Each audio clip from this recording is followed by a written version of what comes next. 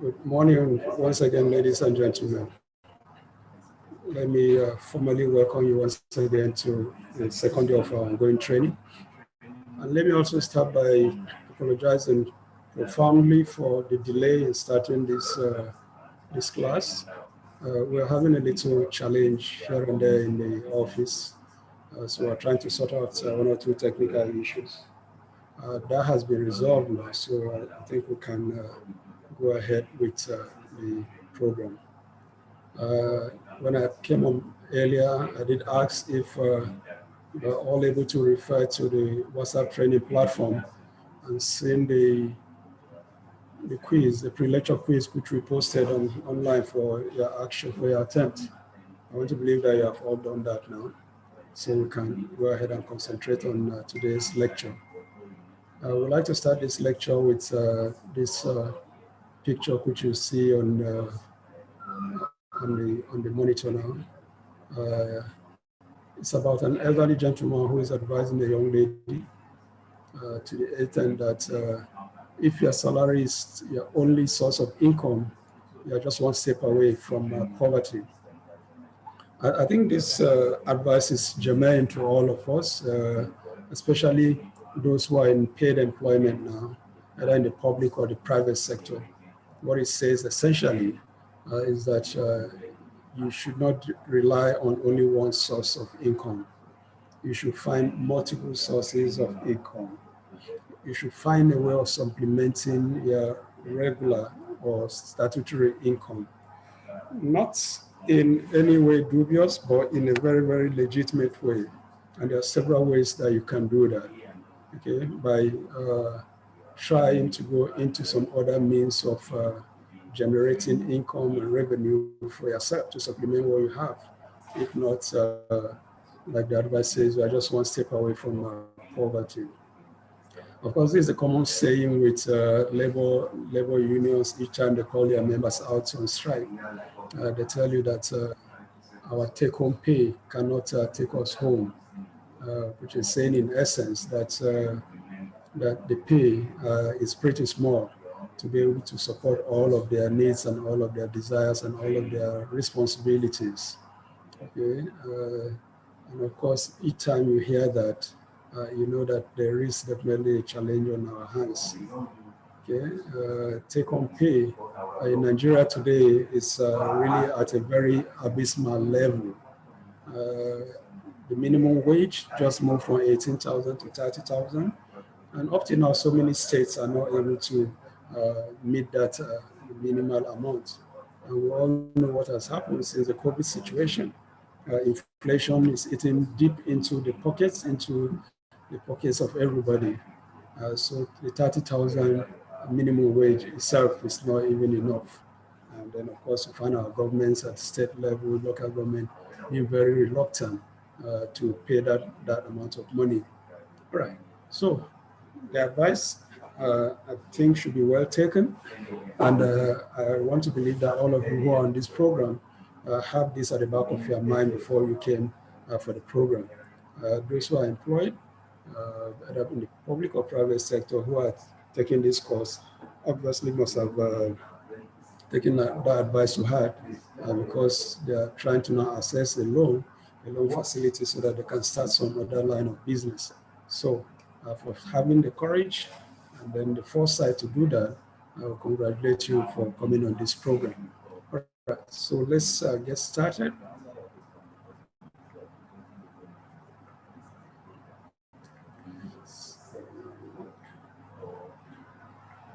All right, so let's get started.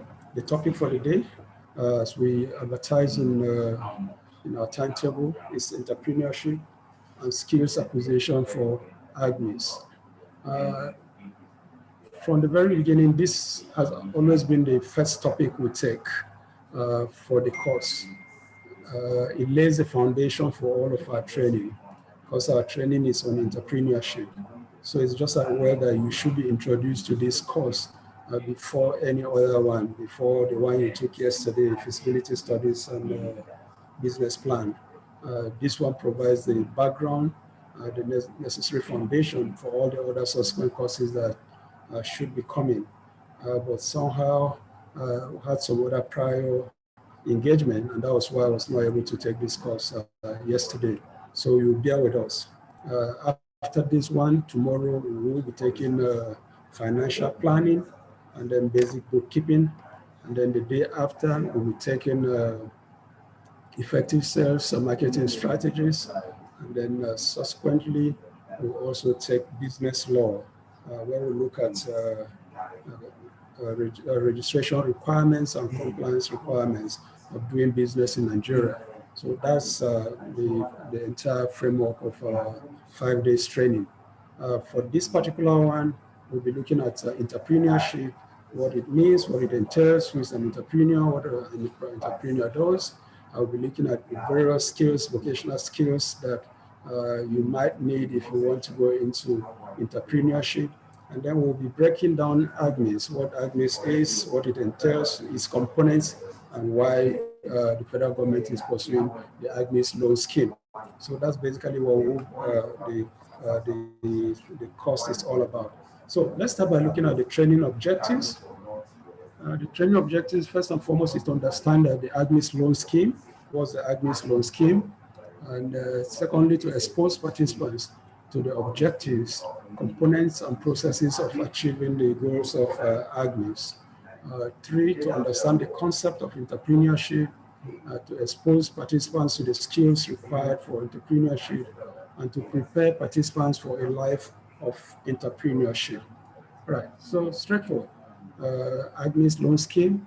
Why did the federal government, the Committee of Bankers and CBN introduce the AGSMEIS loan scheme?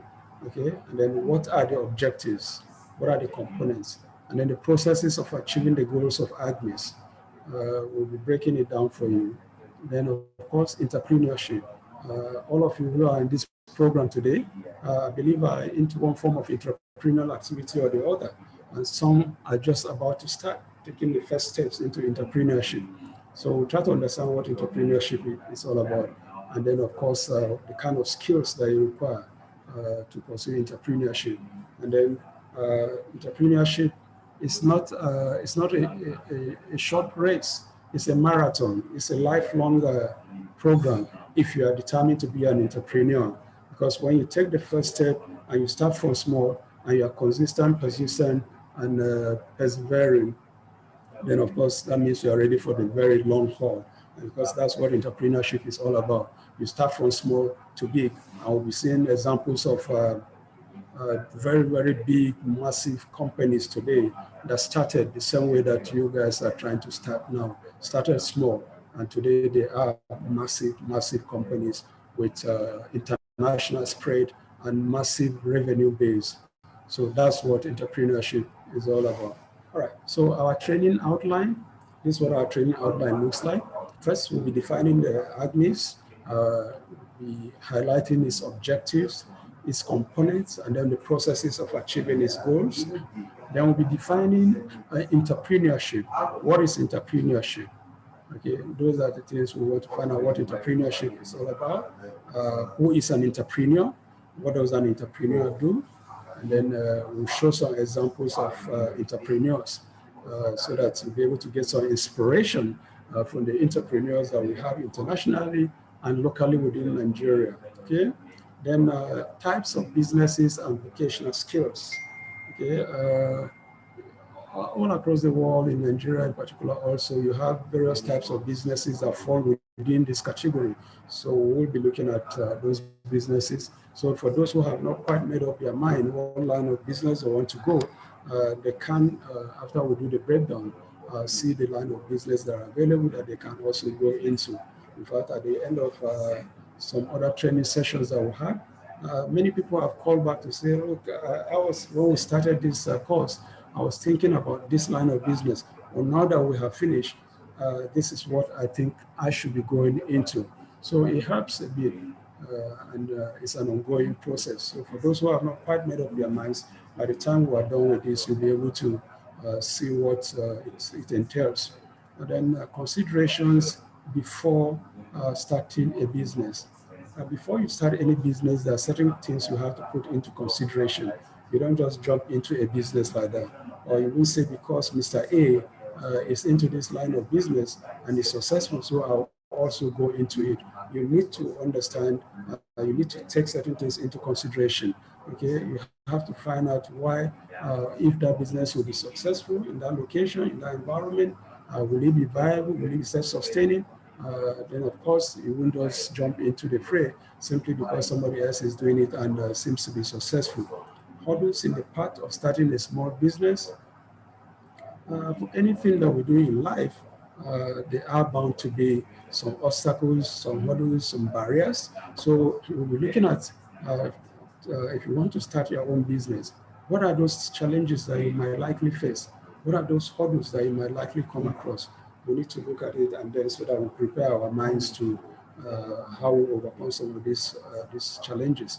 There are sources of funding for small and medium enterprises. Okay, what are the sources of funding? The fact that you are at this program now shows that you want to access a loan. So of course, loan should ordinarily, naturally be a source of funding for small businesses. But then there are quite a number of other sources, and we'll be looking at those ones. All right, so let's get started then. Let's get started by defining what AGSMEIS is all about. What is AGSMEIS? AGSMEIS is an acronym. The acronym AGSMEIS means Agribusiness Small and Medium Enterprises Investment Scheme. Okay, the AG stands for agribusiness. SME, of course, we all know SME, small and medium enterprises, and the IS stands for investment scheme. So AGSMEIS stands for Agribusiness Small and Medium Enterprises Investment Scheme. Yeah. It is an initiative of the Central Bank of Nigeria. It is an initiative. Please be checking now.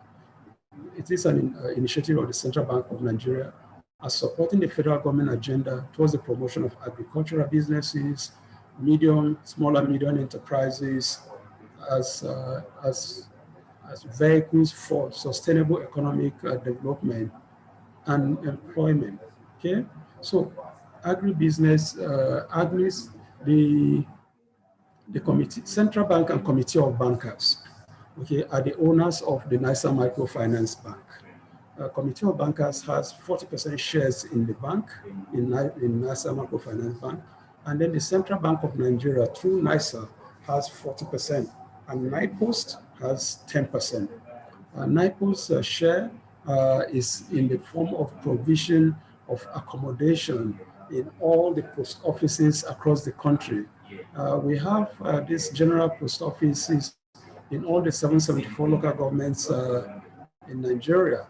So in each of these 774 local government areas where you have NIPOST office, there is supposed to be a NISA microfinance bank.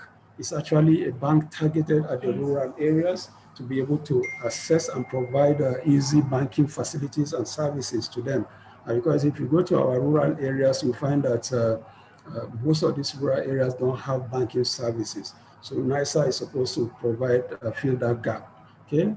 So the federal government, the Committee of Bankers and CBN thought about a way they can support the federal government. They are aware that the federal government is trying to diversify the economy of this country. We are all aware that we always have a major challenge. Our economy is mono economy, depending on when there is a problem with in the oil market, the nation's revenue takes a hit. Okay, that explains why we went into recession sometime last year. And then, of course, because of this COVID situation, where there was a glut of oil in the international market, and the prices of oil dropped. It dropped from about $60 per barrel to lower than $20 per barrel. Okay, to the extent that OPEC, of course, had to start running around pleading with member countries to stop production so as to be able to reduce the glut, so that again the one that is in the market will be picked up and the prices will begin to go up a little bit. We are aware that during the coronavirus pandemic, almost the entire world was shut down. Okay, industries across the world, China, which is the largest exporter of oil across the world today, had almost all of its industries shut down. The US, Europe, all across the world, industries were shut down. And most of these industries, we're all aware, are driven by oil. Okay, oil is the main source of energy that drives the entire world.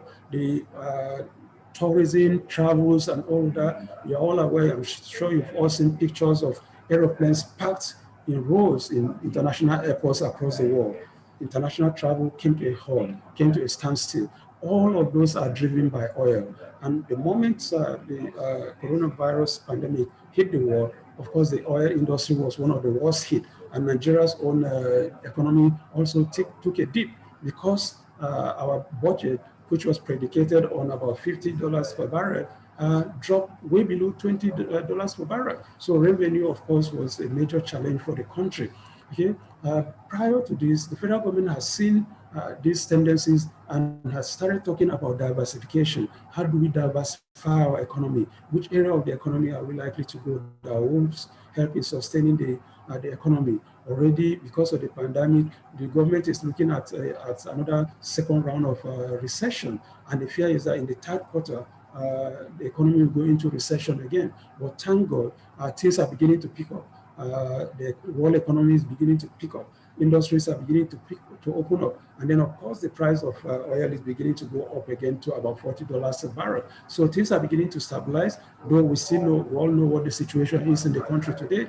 Today, as we speak, our country is on a lockdown because of protests all over the place. You know, it's starting with anti-SARS, but of course we are seeing the narrative, we are seeing the direction that the protest is going. It's now going beyond SARS to other areas, economy especially, the hardship, the hunger, the anger, as the governors said, is pervasive across the country today. So all of this are tied together. And the direction that the federal government is looking is in the area of agricultural businesses, because agriculture is seen as massive. That happens to have been the mainstay of Nigeria's economy before the oil revolution came in and people left the agricultural field into oil. Okay, so now government is beginning to think, look, we need to go back into agri. We need to go back into agricultural businesses. That is the direction that we need to diversify, because with agriculture, it's a very, very vast field. Apart from being able to feed our people, apart from the food security that comes from it, there is, of course, the industrial base that we can build on agricultural produce, the agricultural value chain, which is a vast business value chain down the line, where as many people can be employed. Okay, so these are the areas that that the federal government is thinking about diversifying. And secondly, the small and medium enterprises. Small and medium enterprises across the world are the bedrock, the backbone of most economies. Like I said, SMEs start like as small enterprises, but they grow up to be massive institutions, massive companies. And we'll be seeing examples of such companies as we continue with this discussion. So this is what basically gave the Central Bank of Nigeria and then the Committee of Bankers the initiative to start this AGSMEIS loan scheme, to be able to assist the federal government as their own contribution, as their own assistance to the federal government in the area of diversification of the economy, in the area of employment generation, in the area of economic development. Those are the key things that drive this AGSMEIS loan scheme. Okay, so that basically explains why this scheme came about. Right. So let's go ahead and then see more. Okay, so what are the objectives of AGSMEIS loan scheme?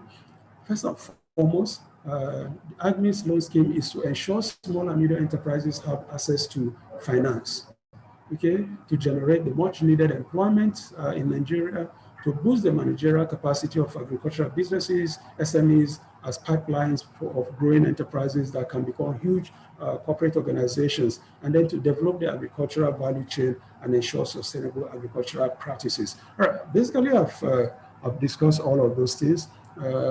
SMEs require funding, finances. All of you who are in this program today, I have in mind of starting their own small businesses, small enterprises, but funding, financing is a problem. So AGSMEIS was established purposefully, first and foremost, to be able to provide finance for those who want to go into SMEs and agri businesses, okay? Because we know in the country today, for you to be able to access any loan from the bank, commercial banks, microfinance banks, you are looking at 26% interest rates. Okay, how many people can afford 26% interest rate? You are taking a loan of about 5 million, 10 million, and then you are expected to pay 26% on top of that loan. What you'll be doing, you'll be virtually working for whoever is providing you that loan, and there's no way you'll be able to break out even out of it, unless you want to go into some kind of sharp practices. And so what AGSMEIS loan scheme is all about is to provide easily accessible finances for those who want to go into loan with this collateral free loan. So there's no collateral for this, okay?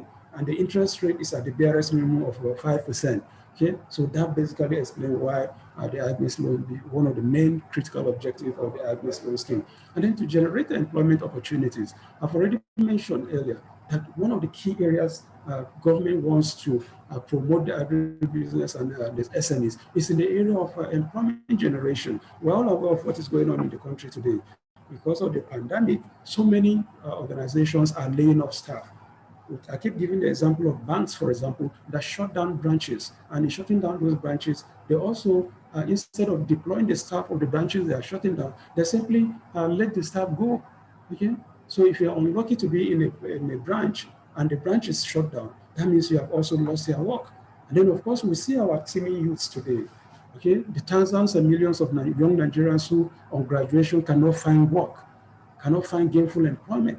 They are the bulk of the people that we see on the streets today, carrying placards and then shouting NSAS. Okay, so these are the cannon fodder for this kind of practices. Okay, and then there are those who maybe have not acquired the same level of education with those that you find on the streets, but who cannot find any gainful employment. Okay, so they constitute a major source of problem in the country. And one of the ways that the Committee of Bankers and CBN thought they could help the government is in this area of employment, where you are giving loan facilities, soft loan facilities, for you to be able to start your own businesses. And people are encouraged to go into skills acquisition. I have a young chap, my tailor, for example, he was in my house some few days ago, and he was telling me the story. He said he graduated as far back as 2009, and he was simply sleeping in his father's house every now and then.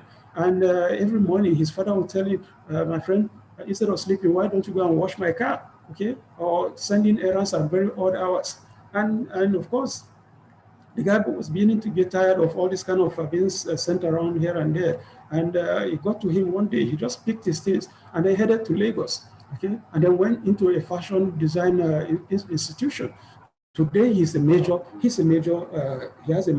tailoring outfit in Abuja here, and showing things for people. You find him on Instagram at all times, on Facebook, marketing his product, and he's doing very, very well. He said from the process of his tailoring shop, he was able to buy a car. When he called his dad and told him that he bought a car, the father was a little bit surprised and compounded it when he told him that he also wanted to marry.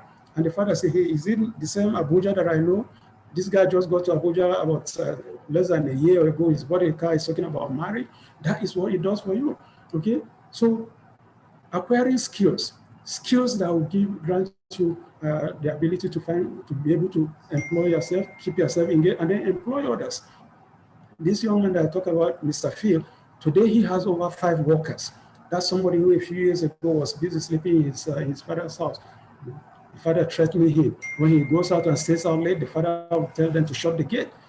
That you should know when he comes in and out. And that is the experience of so many young men in Nigeria today. Okay, I have grown-up kids in my house today also, and I keep telling them, look, so long as you're under my roof, I have time for you to come in and out. Okay, you cannot stay beyond this time. Late nights, they are all playing games around 1, 2 in the night, and I say, my friend, we have lesser time in this. What that does is that, look, we have to move out and then try to be our own person, and that's basically pushing them to try and find something to do with their hands, not to wait for paid employment, not to wait for the white-collar job. Okay? So that is an area AGSMEIS is trying to address. Take our young men off from their fathers, under their fathers' rules, for them to go and find something that they'll be able to do for themselves by accessing this loan, okay, so that they will become self-employed, and then, of course, employers of labor also. Then, of course, the managerial capacity of agribusinesses. the training that you are going through today, you've had one yesterday that taught you about feasibility studies, what you need to do before you start a business, and then how to prepare a business plan. You're having the entrepreneurship now today. Tomorrow, you'll be looking at financial planning and basic bookkeeping. Tells you how to keep books, how to manage your finances, and just like that. And then, of course, how to sales, effective sales, and the marketing strategy. These are all managerial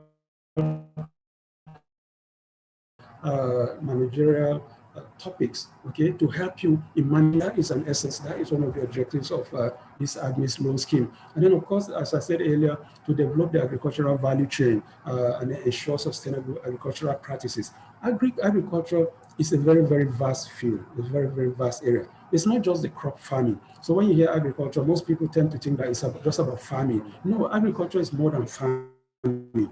Agriculture in a whole lot of other things.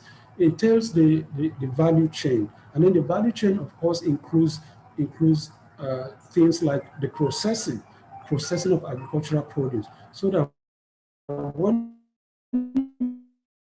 you are producing in terms of agriculture, adding any value. Okay, the whole essence why African countries, Nigeria in particular, are not able to gain much from their agricultural resources is because all they simply do is they produce the agricultural items and they just export them like that without adding any value. But the value chain ensures that at least you are able to add value to whatever it is that you are able to produce from the field. Okay, so you have areas, things like cocoa now, instead of just producing cocoa and then exporting the cocoa beans, you are able to process it up to certain levels. Okay.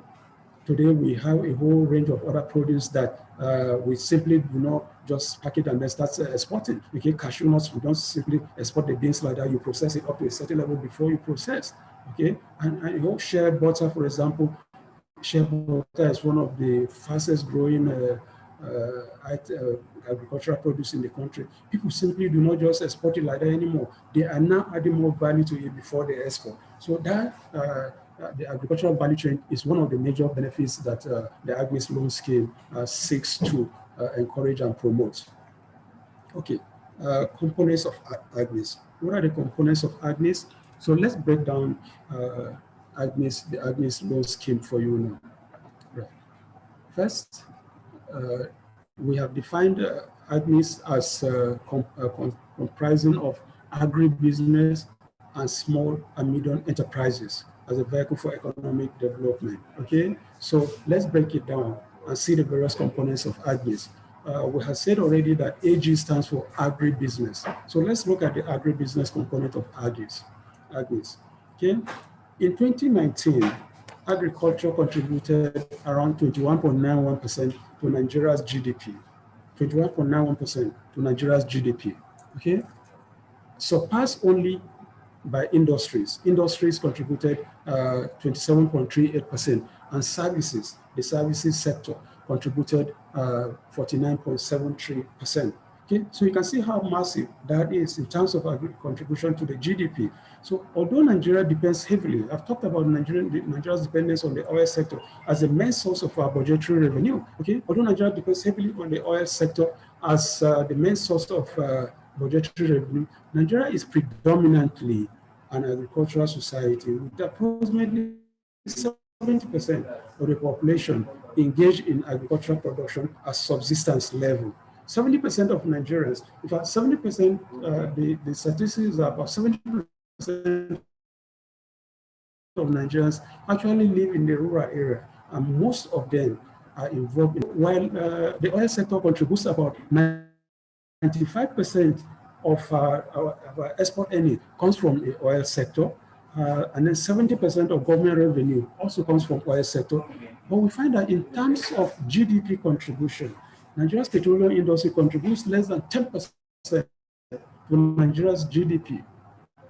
Less than 10% of the gross domestic product comes from the oil sector. In 2015, it was 9%. In 2016, it was just 8%, compared to agriculture, which is 21%. So you can see that in terms of GDP contribution, agri is the way to go because of its massive contribution to our GDP.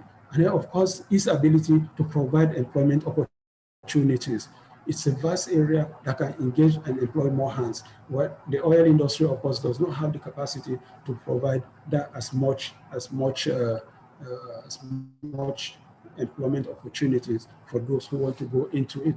So it is this trend, that is the trend of agriculture, okay, as a source of employment, as for diversification, that the federal government wants to. It is this trend the government wants to leverage on with its renewed focus on the agricultural sector in an attempt to diversify the economy from oil. Okay, so government has seen the importance, and then the contribution of agri to the GDP.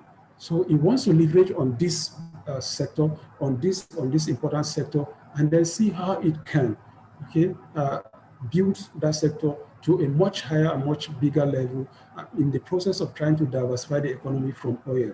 Okay, this has also informed the current government's effort and then devoted energy to initiatives like the Anchor Borrowers program. I'm sure you are all aware of the Anchor Borrowers program. Also, that's another initiative of the CBN. Here, CBN is pumping a lot of money towards rice production, for example, rice production and rice milling activities. We've all had the stories, the wonderful things happening in places like Kebbi State, in places like Lagos, in places like Anambra, Ebonyi, Benue, and a host of other states in the country. Today, Nigeria is the largest producer of rice in Africa. Though people are complaining that the local rice is about 24,000 naira, 27,000 naira now. But in terms of the level, Nigeria has shot to the forefront of rice production in the world, in Africa. And in the world, it is the 8th largest producer of rice currently. And of course, we're all aware that Nigeria used to be the main importer of oil. Most of our revenue, foreign reserves, goes into supporting the importation of rice from Thailand, from Myanmar, from Bangladesh, from Pakistan, from India, from these Far East Asian countries. We were their mainstay, we were their main provider of employment. As we are pumping money to buy their rice, we are opening up the market for them in terms of providing jobs for their people. Meanwhile, we have all the land in the country.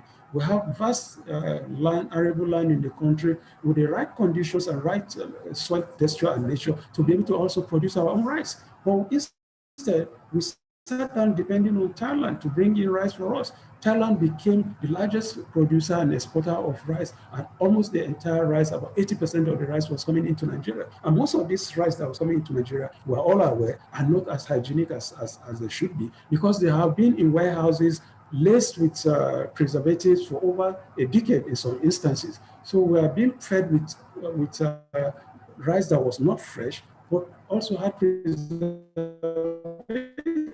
to be able to preserve them from infection of insects and other insects across the whole in the process of preservation. But today, with the ban on importation of rice, of course, Nigerians have been forced to now begin to look inward. And then with the federal government's initiative, with the Anchor Borrowers Fund, supporting and pumping money into the agricultural, the rice production chain. Of course, we see more and more Nigerians are going into it. The stories coming out of Kebbi State, for example, today, is that many of their young men who previously were walking the streets, selling cola, cobblers, shoe shine, and the rest of them, have gone back to the farms. In fact, most rainy season, you find most of them have gone back to their farms.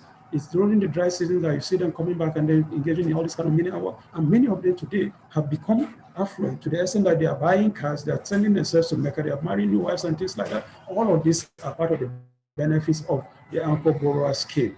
Okay, so that is the direction to go. That is why the federal government is supporting the AGSMEIS loan scheme as a complement to the Anchor Borrowers program.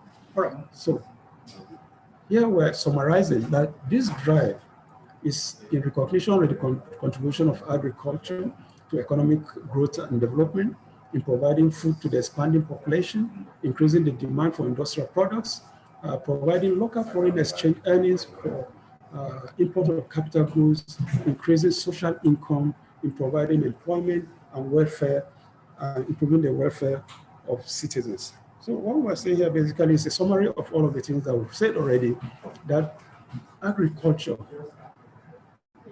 we are recognizing, government is recognizing the place of agriculture in the areas of economic growth. I've told you the contribution of agri to the GDP, okay, and development, okay. It is a source of providing food for our teeming population. Today we say we're over 200 million in Nigeria, and depending on importation of food, importation of rice, which country will ever survive if it depends solely on importation of food to feed its people, especially a population that is growing exponentially?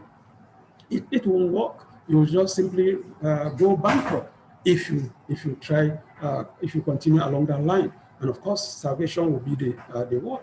Okay, definitely foreign exchange will not be, foreign exchange holdings will not be able to support that line of business. Okay, and then of course, agriculture, with the agricultural production, we are providing the needed industrial products. We are providing the raw materials needed for our industrial setup. Okay, and then of course providing the local foreign exchange for importation of as we export our agricultural produce after value addition. Whatever foreign exchange we're able to earn, we're also able to use that one to import capital goods, which goes into our manufacturing sector, into our industrial sector for more production. Of course, increasing social income. I've just given you the example of what's happening in Kebbi State today, and most of these rice-producing areas where more and more people are being employed. Affluence is coming back into the community. Previously unemployed people are now employed and earning good money. And then, of course, being able to do a whole lot of things for them. Of course, providing employment and then improving the welfare of our citizens. Okay, so it is these gains that explain the need to support the growth and expansion of agriculture and agro-allied industry and its associated value chain. So the growth that we are seeing, the growth we see in our agricultural activities, these are the gains that advises that we should continue to support the expansion of agri and agro-allied industry and its associated value chain. So let's look at the second component of AGSMEIS. We have looked at AG, which is agribusiness. Now let's look at the SME component of it. SME, of course, we've defined it. SME stands for small and medium enterprises. Small and medium enterprises, that's the SME in AGSMEIS, okay? So the SME sector is the backbone of major developed economies, as well as important contributors to employment growth and export growth. Okay, according to the Nigeria SME survey by PwC, PricewaterhouseCoopers 2019, in Nigeria, SMEs contribute 48% of national GDP and account for 96% of businesses and 48% of employment. These are massive figures. Okay, starting from the first point, I said earlier that SMEs across the world, the major developed countries, not just the developing countries, SMEs are the backbone of most developed countries in the world. How? Because it's from SMEs that most of these massive, big companies that we see in the world today grew to be what they are today. I've always given the example of Apple, for example. I'm sure you are all aware of the Apple computers. You are aware of the iPhones that I understand SaaS, the SaaS people, the NSaaS people are shouting about that SaaS people don't want to see young men holding iPhones because of how sophisticated the iPhones are. Okay, the iPads, the iWatch, the iPods, all of the I's. Okay, they are all products of iPhone. When you hear iOS, okay, the iPhone operating system. It's an operating system on it, so a very, very complex and successful operating system, like you have the Android operating system. Okay, that started as an SME. Today, the Apple industry, the Apple company worldwide, with all its various components, it's a $21 trillion company. Nigeria's total income revenue is $448 billion. But one company, Apple's revenue is $21 trillion.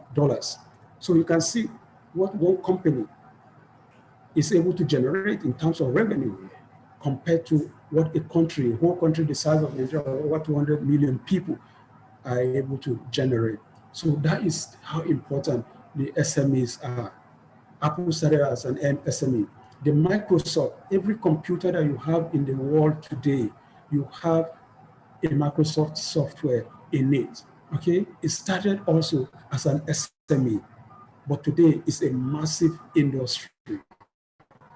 One of the largest industry with one of the richest, the world's richest person as its owner. It started as an SME, okay? The Facebook of this world today just started in 2004 as an SME. We'll be talking more about that. It's one of the major backbones of the US economy today. These three companies that are mentioned, they are the industries that support and prop up the United States economy. Okay, so the SME sector is the backbone of major developed economies. And that is why the government has recognized that, the CBN, the Committee of Bankers have recognized it. And that's why they are promoting the SME sector. Because from young accounts, they say, grow mighty ox. Starting small, tomorrow we'll have our own massive industry, massive companies of the same nature as Apple, as Microsoft and Facebook, supporting our economy today. But we have to start from somewhere. And that is what the AGSMEIS loan scheme is trying to pursue. So the Nigerian SMEs survey, for example, carried out in 2019 showed that the SMEs in Nigeria contribute 48% to the of national GDP. Remember, we just said agri contributes to 21.91%, but the SME sector almost doubles that with 48%. And it accounts for 96% of the businesses that we have in the country and 48% of employment. When you compare that with the oil industry does not contribute that much in terms of employment.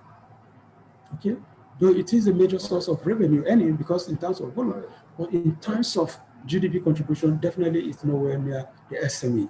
In terms of employment, it definitely is nowhere near the SME sector. SMEs in Nigeria constitute a total of about 17.4 million jobs. They account for about 50% of industrial jobs and nearly 90% of the manufacturing sector in terms of enterprises. So these are very, very massive figures, okay? In terms of total number of the SMEs, in terms of the industrial jobs that they account for, 50% of the industrial jobs that we are aware are all SME based, and 90% of the manufacturing, that's the manufacturing sector, 90% of that manufacturing are also SME based enterprises. Okay, so you can see the massive contribution of the SMEs in Nigeria and then their place. According to the National Bureau of Statistics, in collaboration with the Small and Medium Enterprises Development Agency of Nigeria, SMEDIN, the SME sector in Nigeria is strategically positioned to absorb up to 80% of jobs, improve per capita income, increase value addition to raw material supplies, improve import earnings, enhance capacity utilization in key industries, and unlock economic expansion and GDP growth. Right. So what I say here is, with all of these contributions we've seen from SMEs, okay, in terms of 48% GDP contribution, in terms of the industrial jobs that it accounts for, in terms of the percentage of the enterprises in the manufacturing sector, with this massive array, the SME, the Bureau, MDS, Bureau Statistics, National Statistics, is saying that the SME sector strategically positioned, okay, if we are able to expand it the way it should go, that 80% of the jobs required in the country will be provided, will be supported by that. And that is to say that SMEs are about small entrepreneurs starting their own businesses, okay? Those of us in the program today are all aspiring to start our own enterprises, small businesses. It is these businesses that will start, because the policy goal of the AGSMEIS loan scheme is that if you are giving 5 million naira loan, okay, you are expected to be able to employ at least one person. If you are giving 10 million, you are expected to be able to employ at least 2 people. Okay, these figures are what adds up to the 80% of the jobs that the SMEs are positioned to absorb.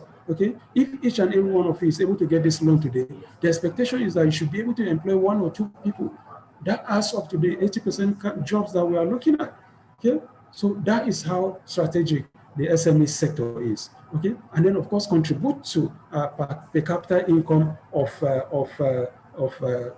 Nigerians. You know? And of course, we know our per capita income is measured by the amount of money earned by the people within a given geographical area. Okay, those of us within this program, for example, if we all earn a certain amount of money, by the time you add up together the amount earned that by all of us within this program, that's how we define our per capita income. So if we're able to generate up to 80%, the SME is able to absorb up to 80% of the jobs in the country today, that means the per capita income of our people also increases. Okay, it also adds value to the raw material supply. Of course, I've already talked about the value, the agricultural value chain. Whatever it is that we do, we have to add value before sending it out, before exporting it, or before even going to further processing. Okay, and of course, we are looking at the import earnings because of the value addition, and then the capacity utilization, because more and more of our industries will be put back to work. And then that is what unlocks our economic expansion and growth, and then the GDP growth, which we talk about in our country today. So this is how massive and how important the GDP, the SME sector is, okay? So it is this potential which the government wants to explore and expand. But you realize that there exists a missing middle, which the SMEs still find hard to access, which is that SMEs still find it hard to access funds. So what we're saying here is that government has seen the potential of the SME sector, of the agribusiness sector, but you found that there is a missing middle. There is something missing, okay? And the missing middle is access to funds, okay? Government wants to promote agricultural business, agribusiness, agro-allied business.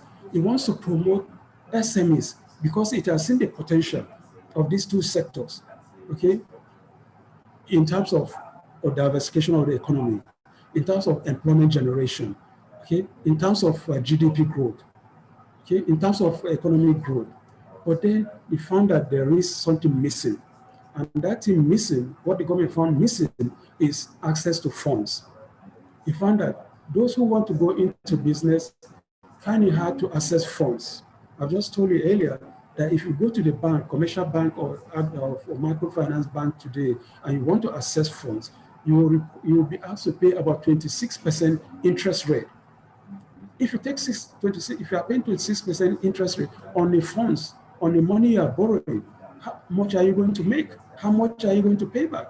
What are you going to, how are you going to sustain that business? There's no way you'll be able to sustain that business. You'll find that you'll be running at a loss on a permanent basis.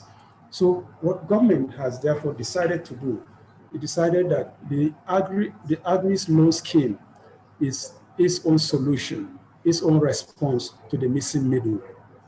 Okay, so access to fund, which is a missing middle, the AGSMEIS loan scheme is government's own response. It's its solution to the missing middle. That is where they will be able to provide the funds, providing affordable and easily accessible funds to these vibrant sectors, the SME sector, agri sector, okay? Because these are the two sectors that are seen to be of high potential and as a major backbone of Nigeria's economic growth and development. Okay, just like the SME is a major backbone of the developed economies, the government has also seen the SMEs as the major backbone, can be the major backbone of Nigeria's own economic growth and development. And one of the ways to make sure that this area explodes is through provision of this AGSMEIS loan scheme, a collateral-free loan, that very soft interest rates, and then easily accessible. And that is the aspiration, that is the goal, the major goal of the AGSMEIS loan scheme. All right, so we're finished with the first part of this topic, which is the introductory part, defining what AGSMEIS is all about. We'll be moving to the next sector, but like, as I always want to do here, I will pause and then we'll open the class so that if you have any questions you want to ask with respect to what we have discussed so far, you can ask the question, then we'll respond to it before we proceed to entrepreneurship, defining what entrepreneurship is all about, and then the rest of the hall. So we'll open the class now, and then we'll invite members to ask questions, to make comments, to anything they want to have to say, any observation they want to make. They can go ahead and make the observation before we proceed. All right, so the class is open. Yeah, comments are welcome. Thank you.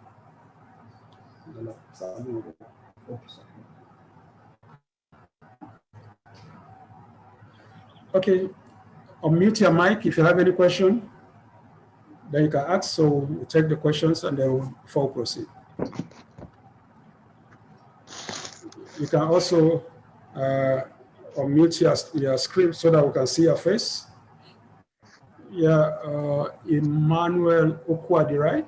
Emmanuel, have something to say? You have a question? No, really, sir. I'm just enjoying the class, sir. Oh, that's great. Yeah. So you don't have any question? No question for now, sir. All right, okay. I appreciate your time, sir. All right, thank you. All right, appreciate it. Sulented Junior. Okay, Eze Cordelia Tochiku, you have a question? Who is talking? Oh, okay, Eze Cordelia, you have a question? Yes, I'm okay with the lecture. All right, okay with the lecture. All right, okay. Eze Nnamdi Nonso, you have a question, sir?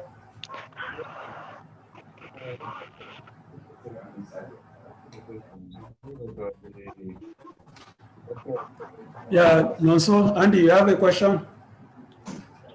No question? Blessing Alex Negedu. Haile. Solafia, you have a question? Blessing?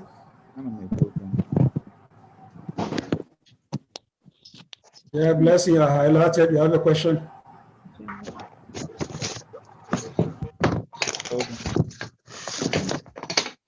Okay, no questions.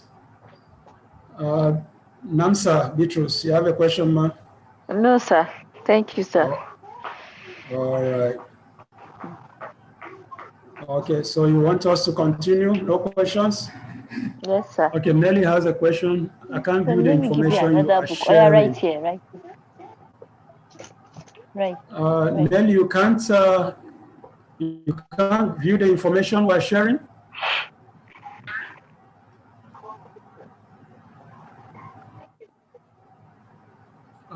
Namsa, you say you can't hear. Can you hear now? Yes, I can hear you, sir. All right. I can. Nelly, yes, all right. Nelly, talk to us. You say on the chat board, you say you can't view the information. No, that was initially before the class started, when we're trying to fix up the HG. The technical issues, right? So now it's okay. Yeah. Thank you very much, sir. Welcome. Thank you. All right. So if there are no questions, we'll go back to our class and continue with the second phase. It's a lengthy paper, so we'll go through it quickly. Right. So let's go back.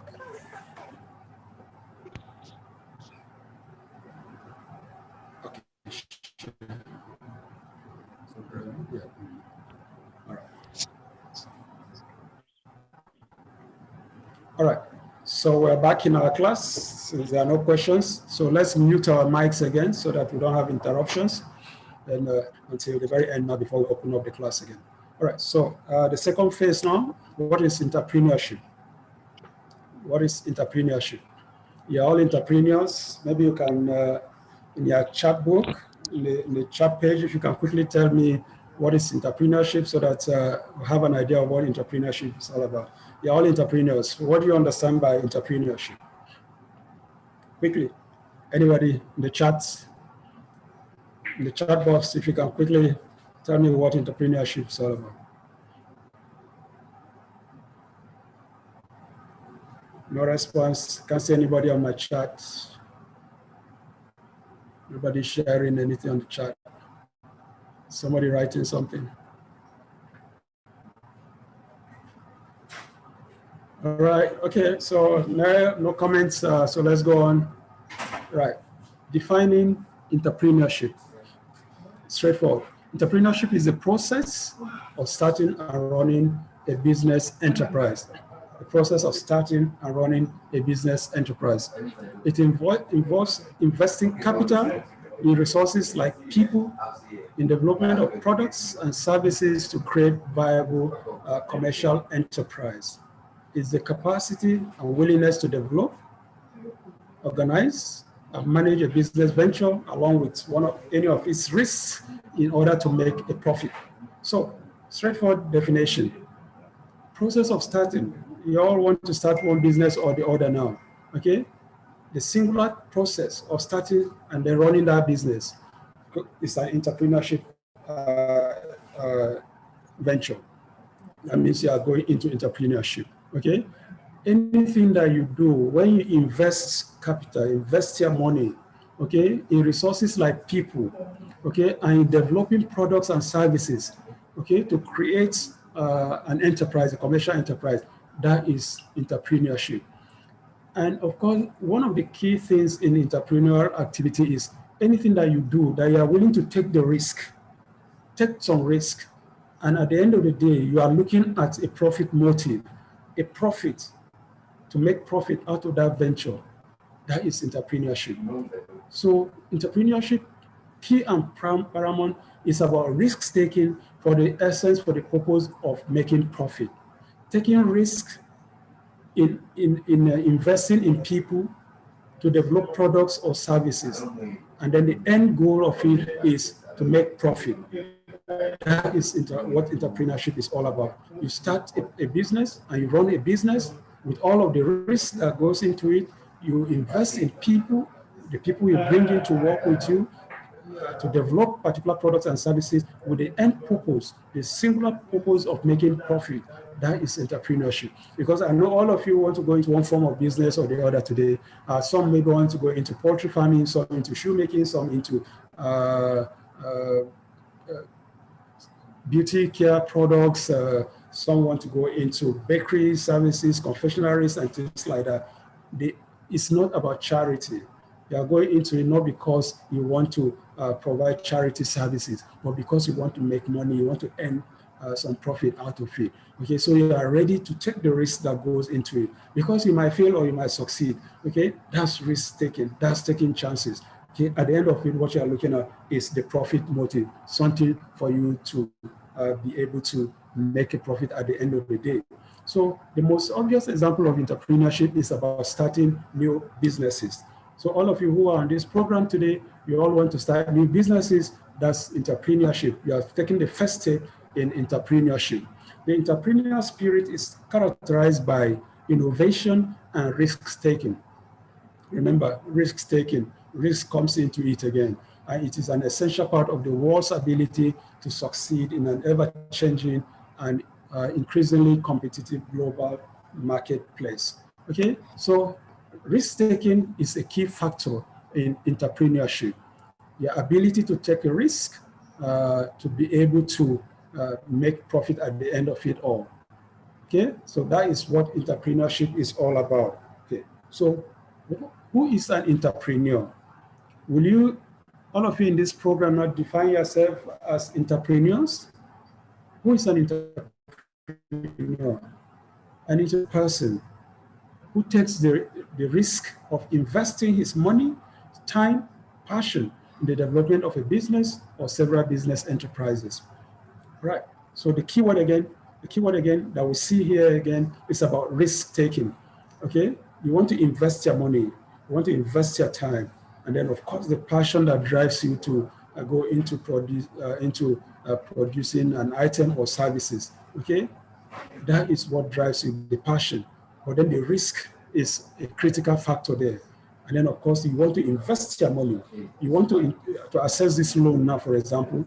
When you access the loan, of course, you know at the end of it, you have to pay. But you are ready to access the loan and then take the risk of investing this loan, okay?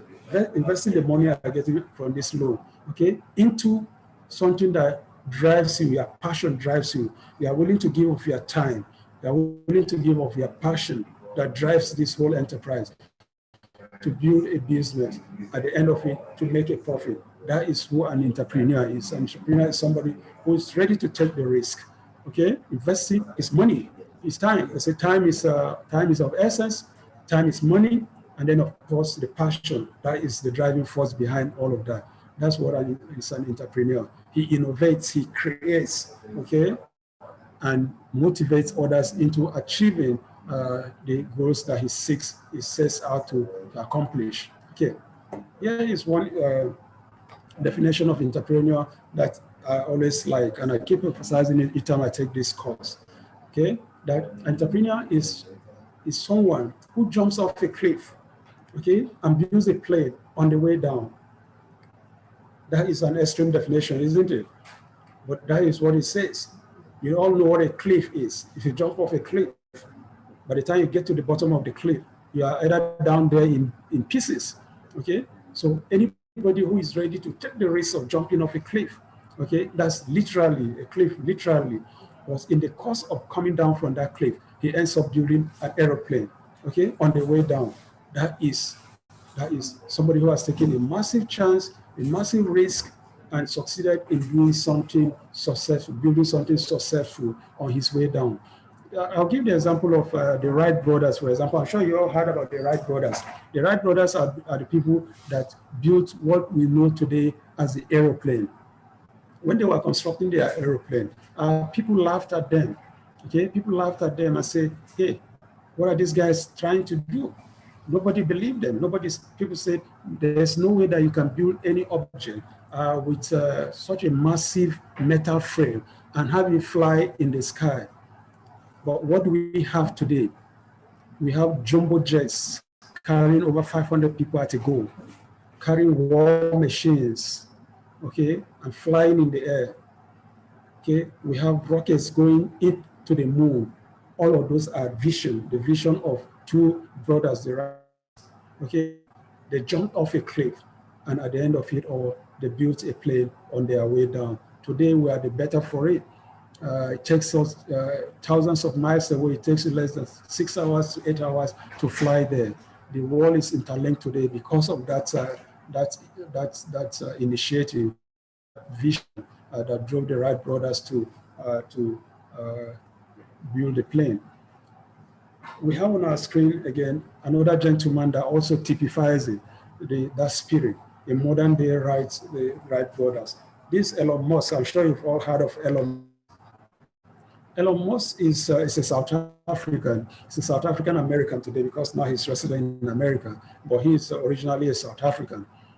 And Elon Musk is the founder and then the chief innovator of SpaceX. SpaceX is an aeronautic engineering company that builds rockets,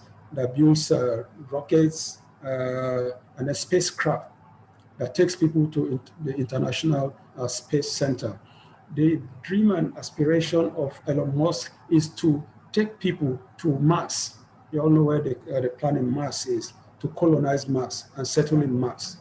But he's starting first by taking people, tourists, people on holidays, on tourism, to orbit, to International Space Center.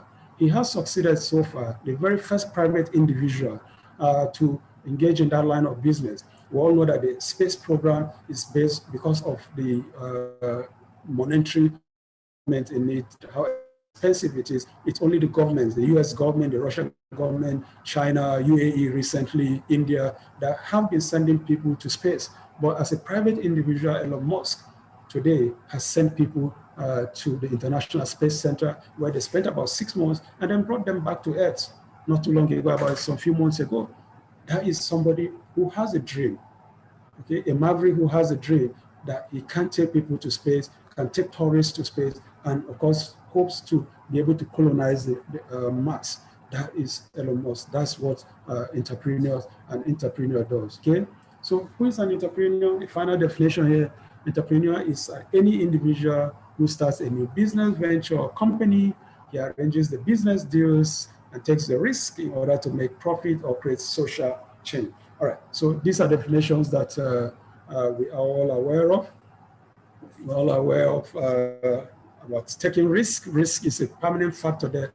And then, of course, profit making at the end of it, or social change, if you like. Social change, as in what Facebook has done, changed the world, has brought people together from all over the world In minutes, you are communicating. Seconds, you are communicating. You are saying something on the social Facebook social network, and you are responding instantaneously.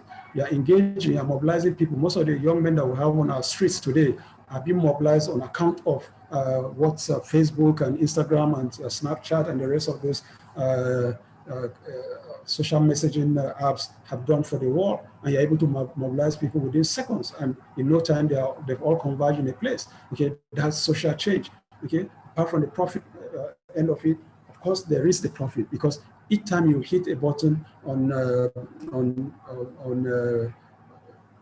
any of the social media outlets, somebody is making some money. Okay, and the money actually comes, not so much comes from the adverts that support the drive of these the engines of these social networking apps. And of course, you have to have data. So somebody is making money. It's a long chain. It's a long value chain of people involved in making profit. But then somebody took the risk to be able to initiate this this line of business that we have today. All right.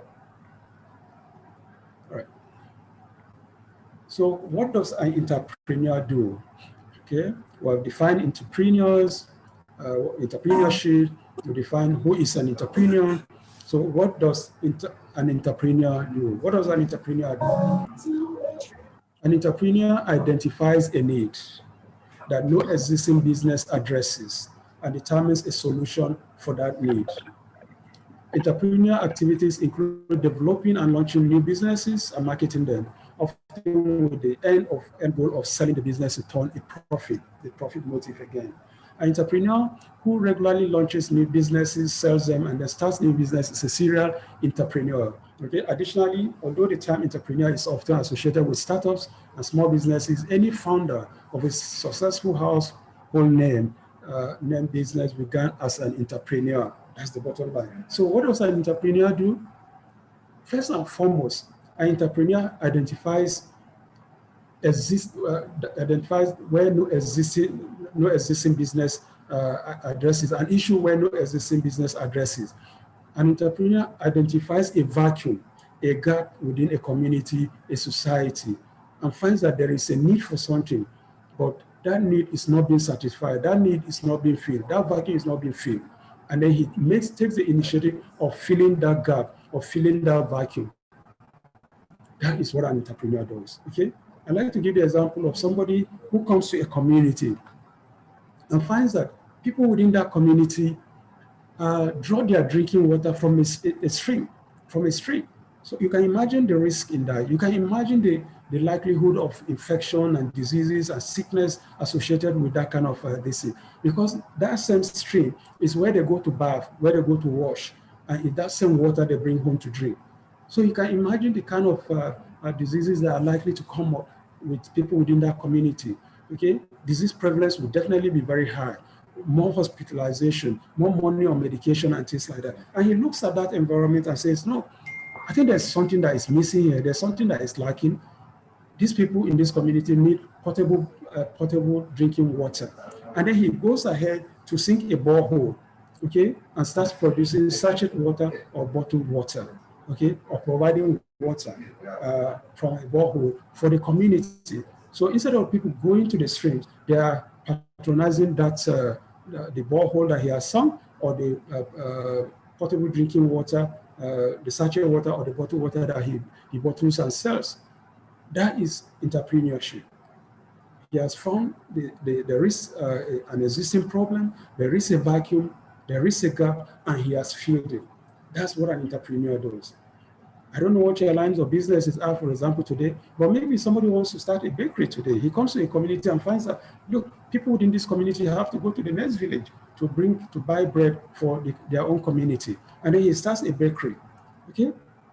He has found a gap. He has found a vacuum that people in this community, instead of traveling how many miles to be able to buy bread for their community, he now sets up a bakery, and then he bakes the bread within this community, and then people are able to buy their bread locally, and then of course sell. That is filling a gap, that is filling a need, okay? So whatever it is that you go into, whatever line of business that you go into, you must have noticed a gap, you must have noticed a vacuum, okay?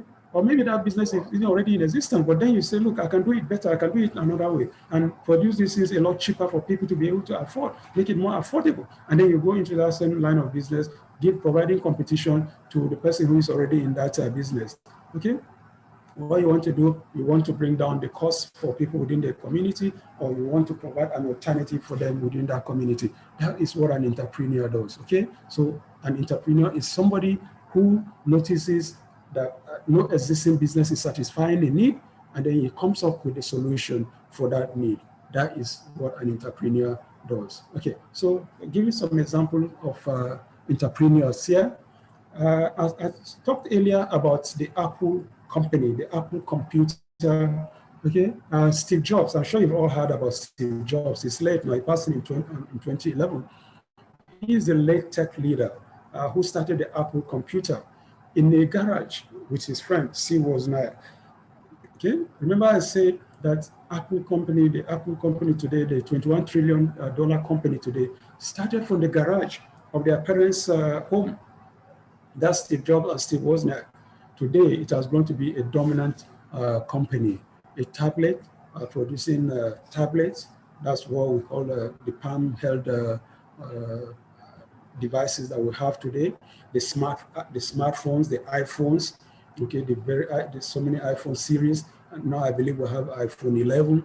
We have the iPads. We have the iPods. We have the iWatch, and all of those things. And then the massive computer company with a revenue base of about 21 trillion. That started as an SME from the garage of their home. Bill Gates, I also gave the example of Bill Gates. He's the Microsoft creator and founder. Bill Gates' story is a little bit one of those stories about people who came up with initiatives that were rejected. When Bill Gates came up with the idea of the Microsoft, he had a vision that within a decade, he wants to see microcomputers on the desks of every office in America and across the world, and eliminate manual typewriters and electric typewriters. I'm sure most of us are old enough to know what a manual typewriter is. Maybe the millennials might not know, but those of us who are born maybe from the 60s, 70s, and 80s, at least we have seen, we have come across manual typewriters and electric typewriters. And Bill Gates' aspiration and dream was to do away with all that and to place a microcomputer on every desk and in every home across the world. He approached IBM computer company. They were the main producers of computers in those days, but their own computers were the massive mainframes that took up massive spaces in office blocks. And IBM told him that it was not possible to compress computers into a small microcomputer that can be placed on a desk. And they rejected this idea. But today, the dreams of Bill Gates has been fulfilled.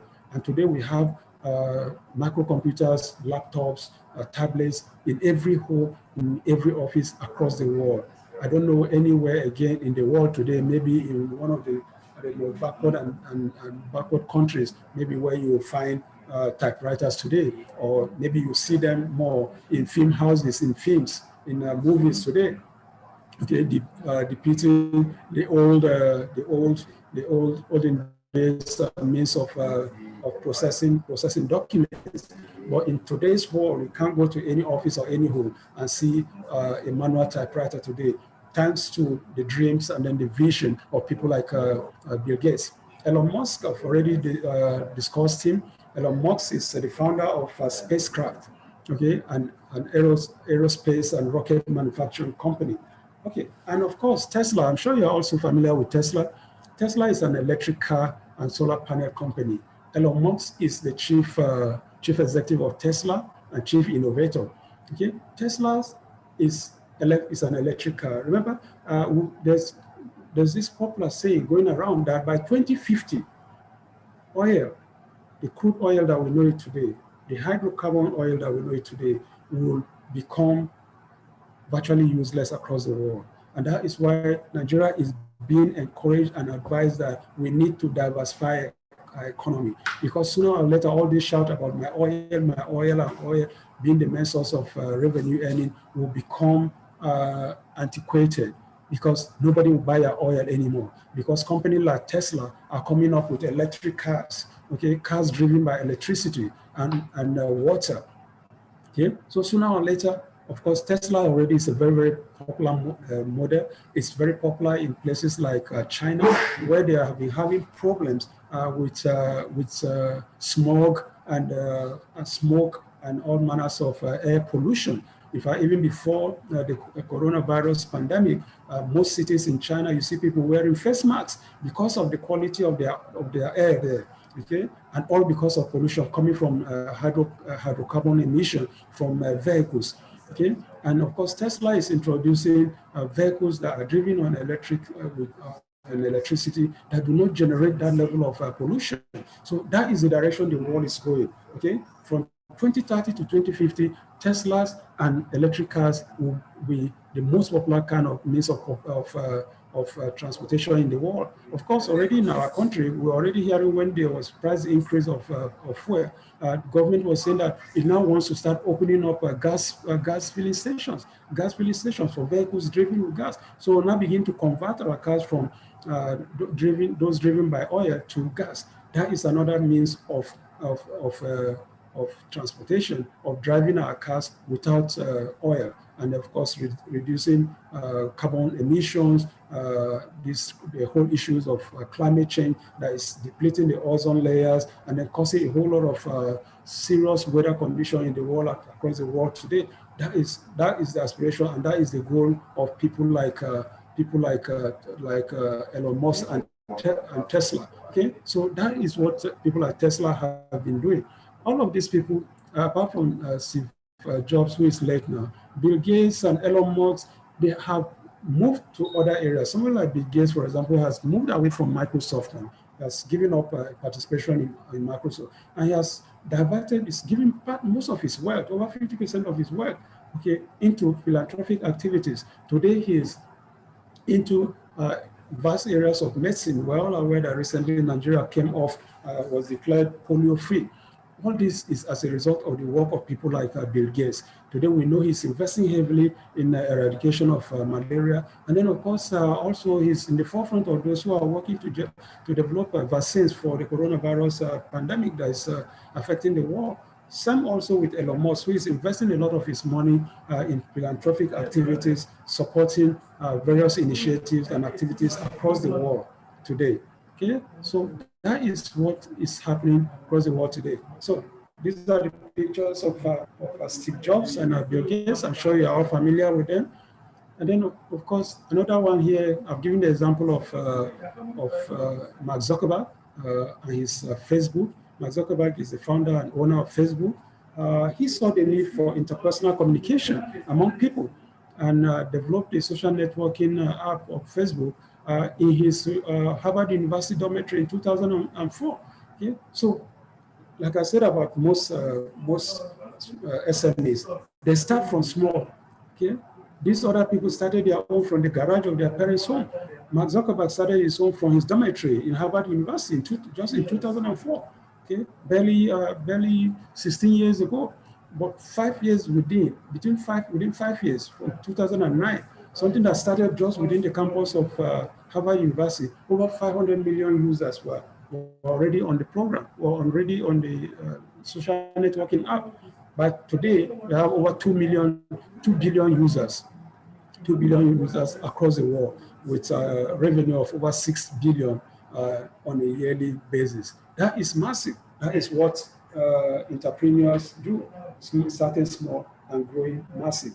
Let me slow down and ask, can you give us an example of Nigerian entrepreneurs? I've given an example of some international non-entrepreneurs. Can you, on a chat box, if you can go to our chat box quickly, can you list some of our own local entrepreneurs in Nigeria? Can you list some for us before we proceed?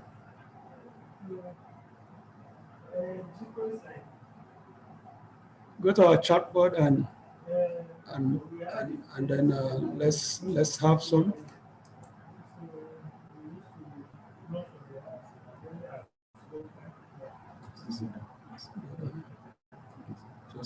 person.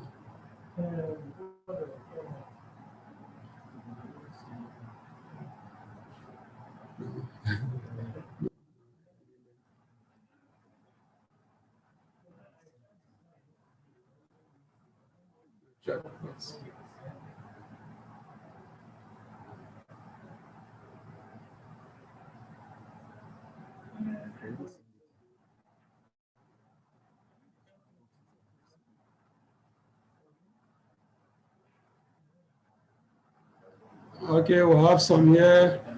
Nelly is saying Aliko Dangote.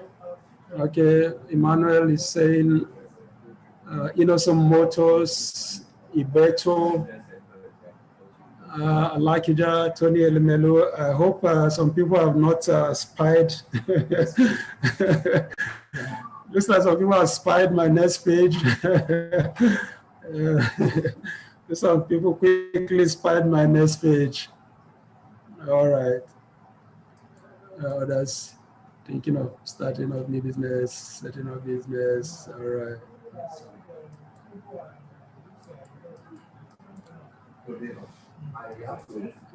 All right. Okay. Thank you for your responses. Yes, of course. Our own Nigerian entrepreneurs. I'm sure some people quickly saw my next page. So, of course, we have very many successful entrepreneurs in Nigeria today. Consider smiling faces: Tony Elimelu, Adenuga, Aliko Dangote, Otedola, Mrs. Alakija. These are Nigerians entrepreneurs. Tony Elimelu, we all know, started his, as a banker, a budding banker. Today is a major entrepreneur. Aliko Dangote, we're all familiar with his story. Today is Africa's richest man. He started out as somebody who was selling sweet right from his primary school days. Took a loan of about 500,000 for his uncle, and today is Africa's richest person with vast interest in cement, in sugar, in oil and gas, and a host of other businesses. Tony Elimelu, of course, made his fortune in banking, and then is building and empowering new entrepreneurs across the world. On a year-to-year basis, we see Tony Elimelu bringing in young entrepreneurs, encouraging them, providing them with seed monies from $5,000 to $20,000, and encouraging them to go into and start their own businesses. Okay, and then on a year-to-year basis, they come back, they reconverge, and come back telling us wonderful stories of all the things they've been able to do. And then, of course, the hope and aspiration that is that in the next few years down the line, in the next 5, 10 years, we'll have very successful entrepreneurs amongst them, people measuring up to what people like Mark Zuckerberg, who is just about 33, people like Bill Gates and Jobs have been able to do for their country, becoming major sources of major industries, major companies that are providing wonderful economic base for their country. That is the aspiration of Tony Elimelu. It's not just for Nigeria, but across Africa, because he draws people from all over Africa, giving them this seed money for them to start their own businesses. Yeah, this somebody, I don't know how many of you know this gentleman on the screen. Okay, I didn't see anybody mention his name, but of course I've seen people like Innocent Motors. Innocent is, of course, doing wonderful work. But somebody like the person we have on board here, how many people know this gentleman? Can anybody quickly go to the chat board and mention his name if you know him?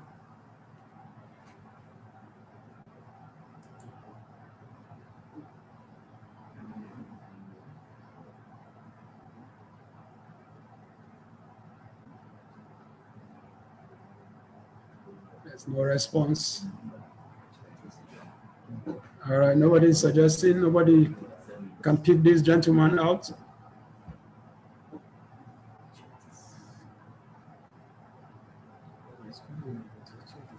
The chat is not there.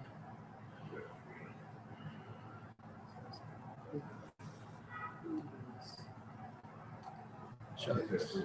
Where's this coming? All right, so let's go on. Nobody is volunteering. His name is Nnamdi Ezigbo. I'm sure you've heard about him. Nnamdi Ezigbo. He's the founder and CEO of Slots Nigeria Limited and co-founder of Techno and Infinix phone brands. I'm sure a couple of you must be using Techno or Infinix phone brand on this program now, maybe assessing us on Techno or Infinix phone brand. Nnamdi Ezigbo, he is the founder, co-founder of Techno. Ezigbo's story is of every typical young Nigerian graduate. After graduating from the tertiary institution, doing his NYSC in 1996, he went around looking for, searching for a white-collar job, but could not find any. That's the story of many Nigerians today. So what did he decide to do? He decided to go into and to acquire skills, hand skills, okay, which is the story I told you about my tailor today, earlier this morning. He went into and signed up with a computer repair shop as an apprentice, okay, and when he was done with his training, he set up his own computer repair shop, okay. In the course of selling, repairing and computers, he now also migrated to cell phones, okay. Then, of course, in the course of repairing and selling cell phones, he found so many Nigerians carrying more than one cell phone at a time, which is typical Nigerian. Because if you are not able to, one network is not working, you say, oh, I have to, you don't want to miss any call at all. You know, people don't like to miss calls. Okay, so if one network is not working in one environment, you want to switch to the next one. So he thought about it and said, instead of people burdening themselves, carrying 2-3 handsets at a time, you see people carrying bags just filled up with phones. He said, why can't we produce a cell phone that can carry 2 SIMs? Okay, a cell phone with 2 SIMs. And of course, he said, that's a very good idea that will definitely sell. He approached Nokia company, all know Nokia phone company, and they sold the idea to them, but Nokia said, no, we would rather go on producing single SIM phone and then sell as many phones as possible instead of producing one with dual SIM and then reducing the number of our sales, which made sense to them, really. Okay, but Tony was not, Nnamdi was not deterred. He moved on and met a young Chinese fellow who just left his work with a mobile phone company and then floated the idea, and the young Chinese man bought into it. And together they formed the companies and then started producing Techno with dual SIM, okay? And of course, it became a hot-selling phone because the cost was minimal, and then of course it was achieving its purpose. Okay, after a while, okay, he now also moved on to Infinix phone brand, which was another range within reach of the population of Nigeria. You know, where the iPhones and Samsung and all of that could be high there for the upper class, at least the Techno was able to bridge the middle class and then the lower income class, doing the same, serving the same purpose, serving the same, acting as a smartphone for a generality of people. And today, those 2 phones are the fastest selling in the country. And then, of course, Tony, of course, is controlling millions and selling this brand of phones all over Nigeria today. That is what an entrepreneur does. He saw the gap. He saw the missing, the vacuum. He saw the need to be able to fill a vacuum. He saw the need to reduce the burden of people carrying more than one handset at a time. And then, of course, went into it. Today, he's filling a gap. Today, he's satisfying a market range for people within certain revenue brackets, certain income bracket, who are able to easily access and buy Techno and Infinix that has provides the same services as the top brand imported smartphones that we see in the country today. All right, so let's move on. Types of entrepreneurship. Okay, Forbes 4 types of entrepreneurship. Forbes, of course, popularizes, but of course, it's the outcome of another researcher who identified 4 types of entrepreneurship. The first, innovator. This starts a business because of the passion. Then we have the specialist. This concentrates more in terms of expertise. And then, of course, the opportunities. This sees the existing gap and provide a business to service that gap. And then, of course, the builder. This one believes in building massive empires and infrastructure. Let's look at it in some more details. Types of entrepreneurship. A book by Joe Abraham titled Entrepreneur DNA identified that all entrepreneurs are not wired the same way, but that they fall into 4 distinct groups. So what Joe Abraham is saying basically is that entrepreneurs come in different forms and shape. They are all not wired the same way. We all know what the DNA is. The DNA is our genetic marker. Okay, that's what differentiates one individual to the other. Same also with entrepreneurs. Entrepreneurs have different DNA, have different genetic markers. Some of them fall into different categories, and he identified 4 distinct categories. The first he identified was the builder. So the builder believes in building empire and infrastructure. The builder thrives on building highly scalable businesses and very fast at that too. Okay, they're not just satisfied with personal income, but they are driven to build massive infrastructure. For this, I always like to give the example of what's happening in South Korea. South Koreans are some of the biggest builders of empires and infrastructure in the world today. If you take the example of Samsung, Samsung is not just about the phone. Okay, Samsung is a massive industry that is also into all manners of electronics. Okay, you have them apart from the phone, you have them in the TV, you have all manners of electronic services, home appliances, and the rest of it. They are even into shipbuilding. Okay, Samsung is one country where the largest ships that you see across the world today, the ocean liners, the luxury travel tourist liners are all built in South Korea. They are people who are involved in building such massive empires, massive infrastructure. The opportunities, we just gave the example of an opportunity earlier of what basically an entrepreneur is all about. He is one who sees an existing gap and then provide a business to service that gap. Okay, so individuals wired with this DNA are highly optimistic, master promoters. They enjoy marketing and sell. Okay, they sniff out well-timed money-making opportunities, jump in at the right time, right away, and then jump out at the peak of it. Someone like Richard Branson, I'm sure you've heard of Richard Branson before. It's a typical example of an opportunist.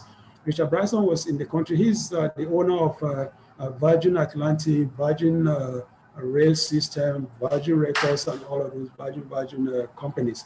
Okay, he was in Nigeria some years back when the Nigerian Airways collapsed. To fill in that gap, he saw the gap, and he knew the number of Nigerians that were traveling on the daily basis. Okay, and companies like Emirates Airlines, like Emirates, the BA, Lufthansa were making a kill. So he came into Nigeria to enter into an agreement with Nigeria to brand Nigerian Airways as Virgin Nigeria. And of course, it started as a very, very successful brand. But then because of all manners of interference from government officials and all that, he had to move out of the business and pull out of the arrangement. But that is typical Richard Branson for you. He's an opportunist who sees an existing gap, an existing vacuum, and he quickly fills it. Okay, the specialist package this, and he's an expert. The specialist is always an expert. Okay, a very, very analytical, an expert, and vast risk taking. Okay, most people in this area, people like Bill Gates, fit into this. Bill Gates, I told you, has moved away from Microsoft and IT now into medicine. When Bill Gates discusses medicine today, you think he's a medical doctor, but he is very, very vast, and today he's discussing vaccines and how to fight the COVID-19 pandemic with developing vaccines and the like of it. That is the typical specialist mindset that he carries along with him. The innovator, this one starts a business because of his passion. The passion is what drives him, okay? Because of the passion for innovation. Innovators do something they love. And when the opportunity comes along, they take it, okay? They measure their success on the impact of their product or services on mankind. They'll tell you it's not for the money. Somebody like Mark Zuckerberg fits into this. He'll tell you, I can do this for free for the rest of my life, okay? But what he is saying, what drives him is his passion, innovation, what the impact is, the social change that it brings, okay? The impact that it has on people across the world, that is what drives the innovator, okay? And Mark Zuckerberg fits very well into that kind of bracket. So this means all entrepreneurs are not the same. And what works for one will not necessarily work for another. Some are innovator builders, others are specialists, opportunists. But while we are talking about this, the question that we need to ask is, so which one are you? Are you a specialist, an innovator, a builder, or an opportunist? What we want to do here is to advise you, to ask you to know your own DNA. What works for you, not what works for the next person, okay? What works for you should be what drives you, okay? If you are able to know your own DNA, how you categorize yourself as an innovator, as an opportunist, that is what is going to drive the success of your business, because that is how you'll be able to sell. What drives you will help you in selecting your own business, the strategy, the team that you put together to work with you, okay? If you know what your DNA, what drives you, you'll be able to, of course, the strategy for that line of business, the kind of team, the kind of people you bring along to work with you, okay? So what works for one entrepreneur might not likely work for you. You have to know your own DNA and basically what drives you, okay? All right, so types of businesses for consideration. Remember I did say when we're starting that there are different types of businesses that we have in the country and across the world. And so we'll outline some of those ones that we have here in the country. And of course, it cuts across the entire world. So that if you are still sitting on the fence, you have not quite made up your mind what line of business you want to go into, you'll be able to look at it and then decide this is the line of business I want to go into, or I want to change into this one. I've mentioned earlier that after this training, many people in the previous classes are called to say that after going through the training, I've thought about it. Looks like I want to change. I want to go into this. This looks more lucrative. This more sustainable. Looks something that will be able to have consistent market and the rest of those things. So we'll look at it and see the various type of businesses that we have around today that we can consider. So types of businesses. So here we see fashion. Of course, we all know what fashion is. Nigerian fashion industry is quite a massive one. But for the COVID situation, really, you all know what the Nigerian 6, 7, 8, 9. We all know what the Nigerian fashion industry is like. Okay? It's not just national now, it has gone international. And of course, we know how flamboyant Nigerians are. We see what happens during weddings, during occasions, on a day-to-day, week-to-week basis. Okay, for weddings, for ceremonies, naming ceremonies, chieftaincies, and all of that. And then we see the kind of fashion set that we have. So it's a massive industry that you can consider going into. Farming. Of course, we all know what farming is all about. Talked about that a lot already. And of course, small-scale manufacturing, catering, support, buying and selling per se. But if you are going to buy and sell, with regards to adding value, it will be supported. Okay, if you go to a place like Kano, for example, and buy materials and bring to Abuja to sell, the bank will not support that. But if you are going to go Kano and buy materials and bring to Abuja and then turn it into to dress, sew it into dress, which you market, of course, it will support it because that is adding value. Okay, event management, that's another very popular line of business we have in the country today. The COVID situation has slowed it down, but of course, when things begin to open up, it's another massive area that you can think about. Animal husbandry is another area. We all know the challenges that we are having with people pasturing their animals across the farms and bringing so much conflict and killings and all of that. So the government is trying to see how they can promote ranching and then animal husbandry within confined spaces. Okay, so that is an area that you can consider. Then school business, daycare, nursery, and the like. Hospitality, we talked about catering already. Digital currency, photography, publishing, dry cleaning, cosmetic, beauty, and accessories, health services. All these are various types of businesses that we can look into and we can consider.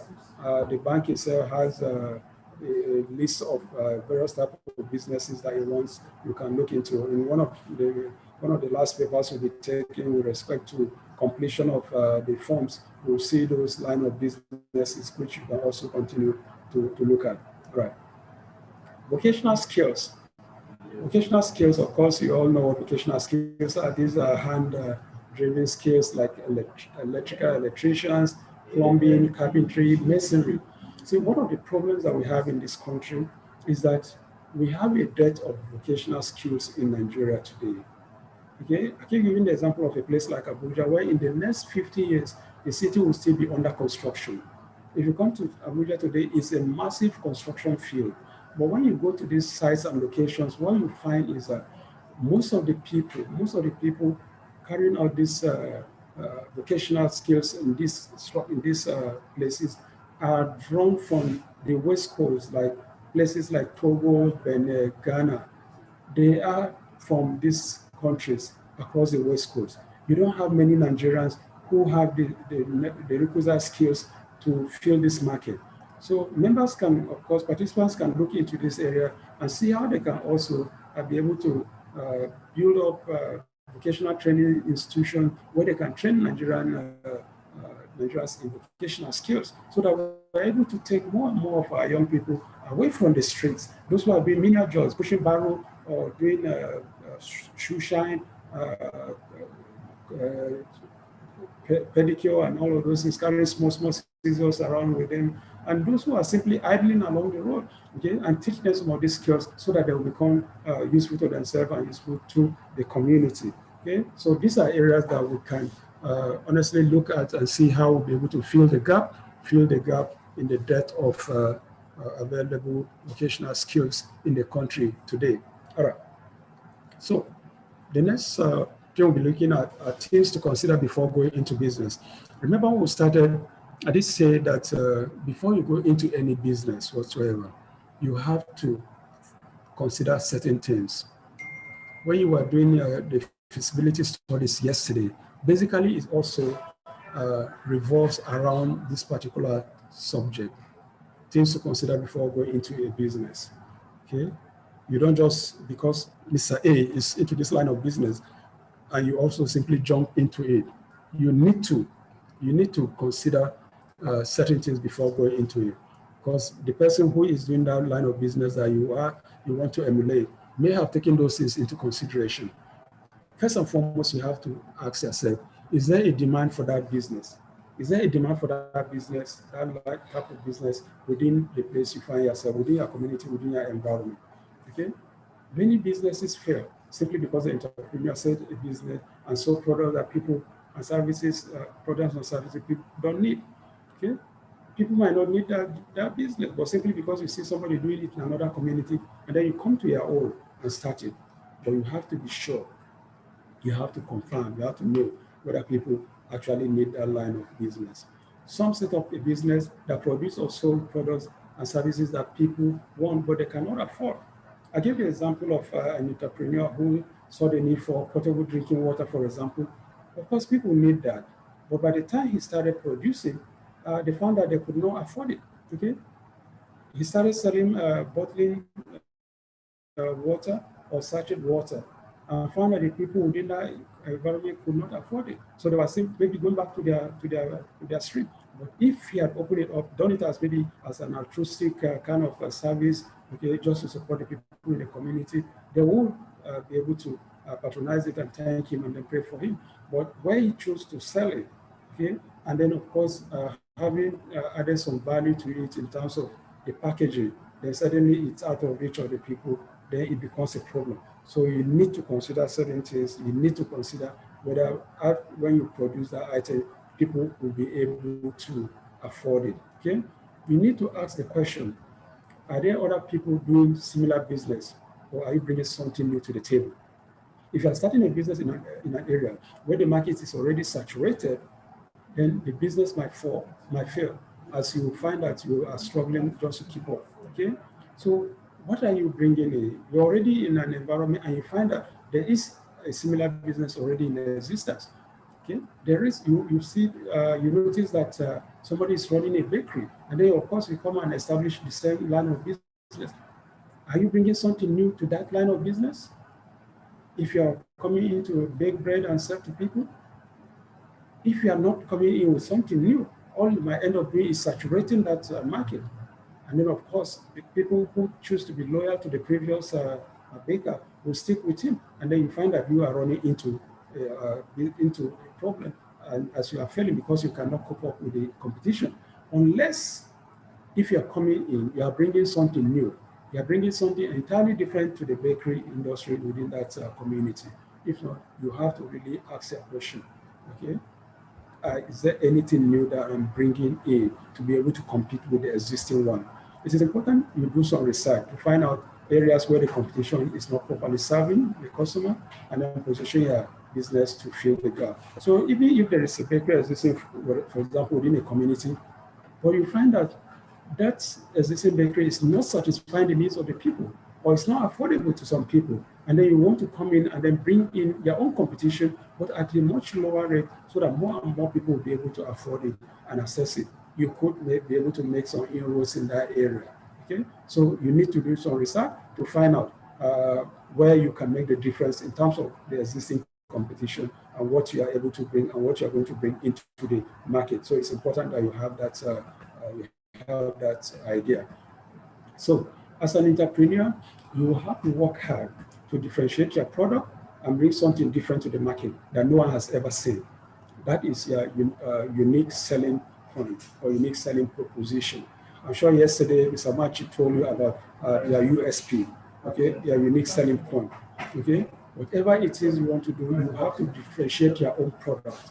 You have to differentiate your product to make sure that what you are bringing into the market is different from what already exists, okay? Or that what you are bringing in is so unique that will make a world of a difference from what already is in existence. So finding out something that makes your business stand out is critical to the survival of your own enterprise, okay? So you need to find out what it is, okay? What it is that makes your own product different, okay, from the one that is already in existence, so that you'll be able to break into the market and take your own market share from the existing business. Okay, your USP is very, very important. Your unique selling point, what differentiates you from the existing market to be able to survive in that competitive environment. Okay, other things to consider: determine what the needs are out there. What needs are out there? What is it that people want? Okay, not just what you want to provide. Okay, so what businesses exist to satisfy those needs? We have identified what needs are out there. Okay, what businesses exist to satisfy them? Are there businesses there to satisfy those needs? Okay, if there's no business currently satisfying those needs, it could mean that no one has thought about it. Okay, so like the water, potable drinking water business we talked about. Okay, that environment has been relying on the stream over the years, which means nobody has thought about that line of business. So you come in with your potable drinking water, you dig a borehole, and then you start supplying water to meet that need.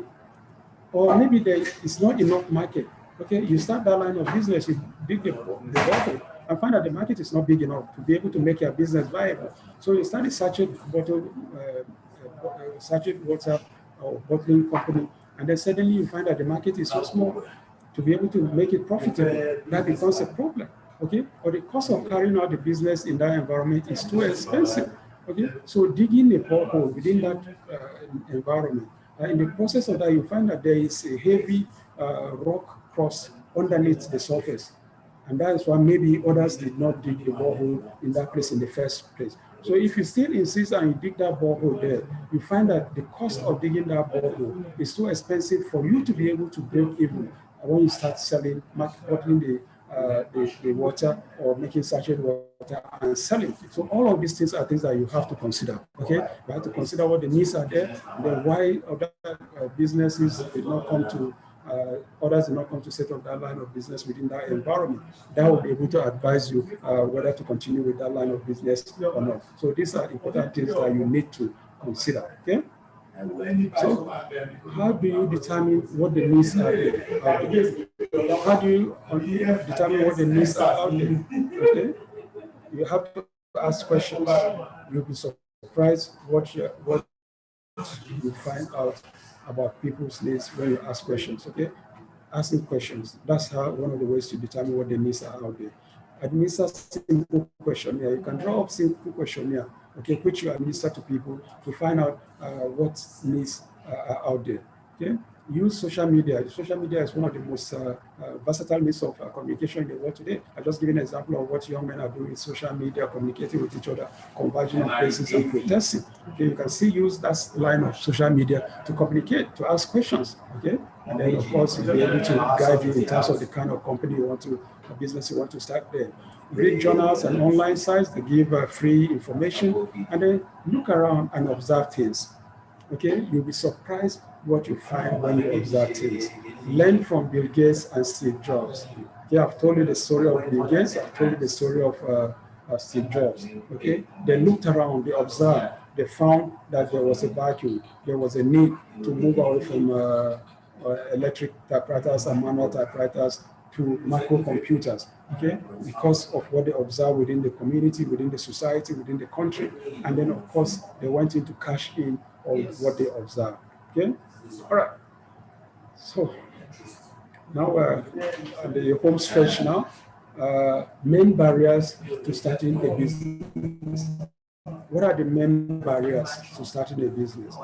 Remember, I did say when we started that anything that we do in life, there are problems, there are barriers, there are challenges we are likely to face. Okay, so we need to, please just give me a minute. Let's address something on the screen here. Keeps coming up. Can you mute?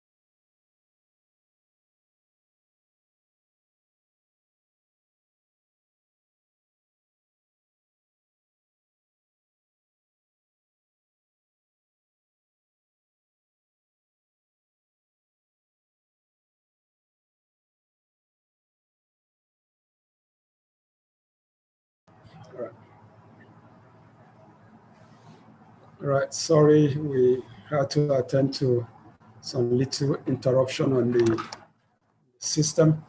Right, I'm back. I hope you're all there. You're all still there? Right, right. So we're talking about the main barriers we face when we want to start a small business or a small business. The world is full of challenges. Whatever it is I want to do, whether I like it or not, is the nature of the world. We are bound to face some challenges, some barriers, but our ability to go forward, to overcome these barriers is what determines whether we'll succeed or not. So let's look at some of the main barriers that we face in starting a small business. First and foremost is money. Money is one of the main critical barriers facing individuals, people who want to start their own small businesses. We're all on this program today because we need money to start our business, okay? This is the most vital resource an entrepreneur needs to start a business, and probably the most critical barrier to starting a small business. Exactly how much do you need to start a business, and where do you get it from? So these are things that we need to really look at. Money is critical and it's important. So where we get the money from and how we get it, how much is important and critical, okay? It's a major barrier, but it's not insurmountable. And that is why you're in this program because there is an opportunity, there is an avenue for you to be able to raise the money you require for your business. Second one is lack of knowledge. Many small businesses fail, not for lack of capital, not for lack of money, but because the entrepreneur has little knowledge of that line of business, okay? So you might have the money, but you might not have the knowledge. You know little about the business, or you just see somebody doing it and you fancy it, but you know little about that line of business.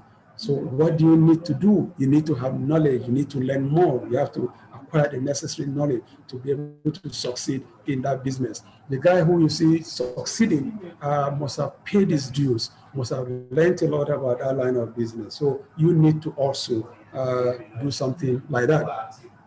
What are the peak and low seasons of your business?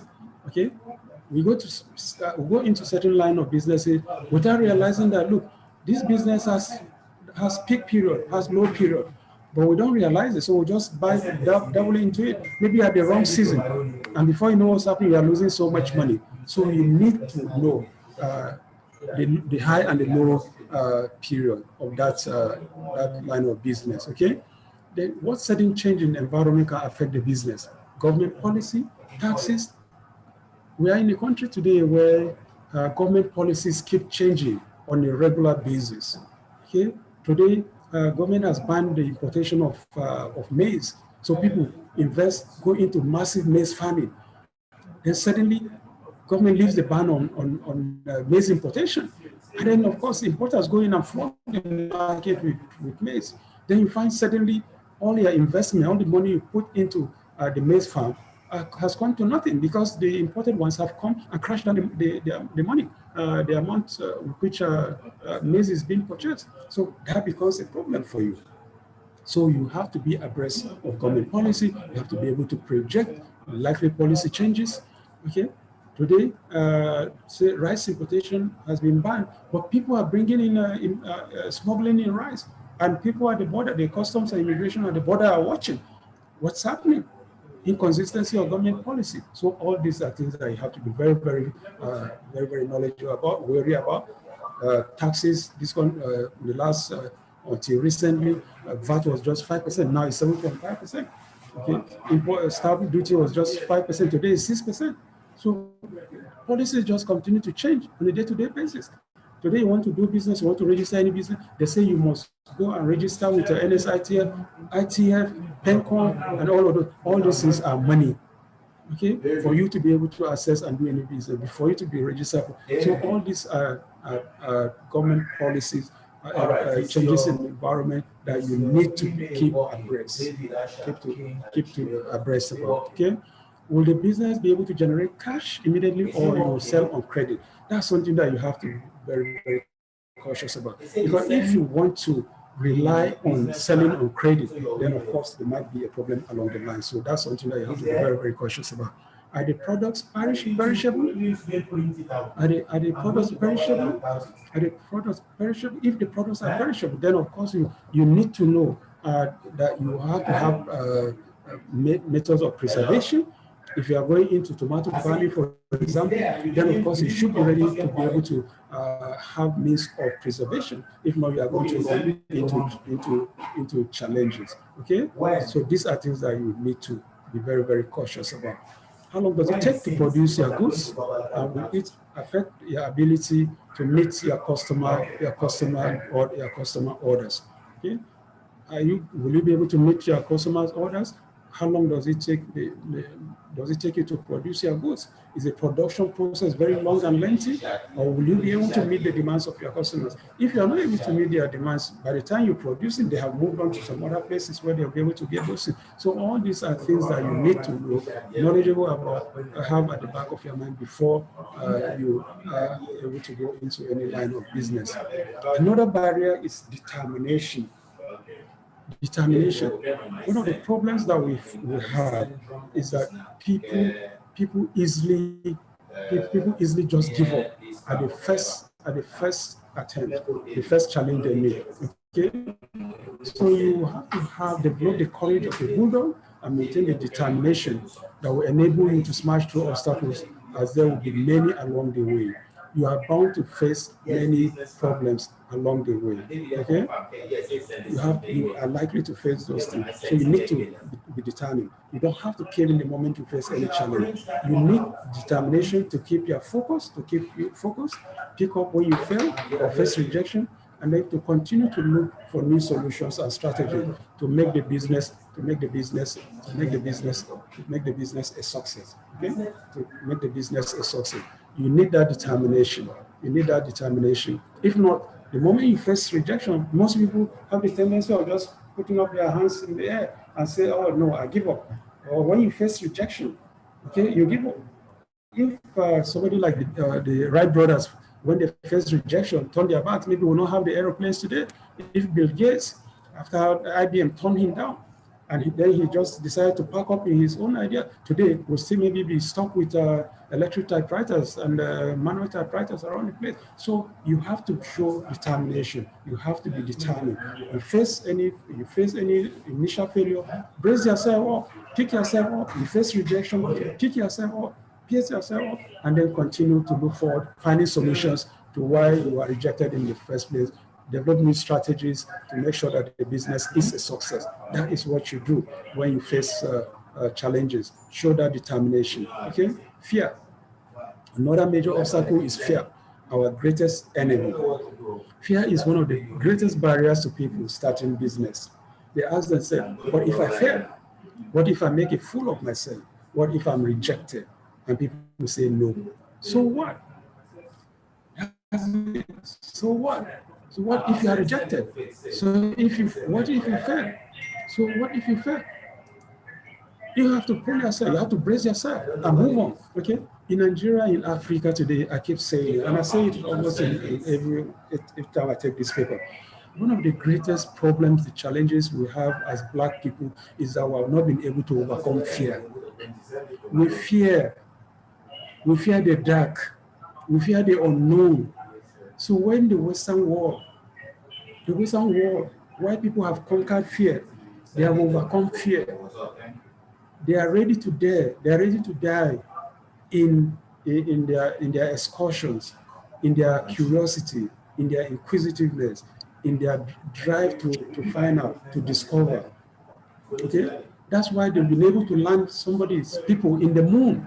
That's why you see people in the International Space Center, okay, in the orbit, living there for months, for years, okay, without fear that they will plummet to the ground.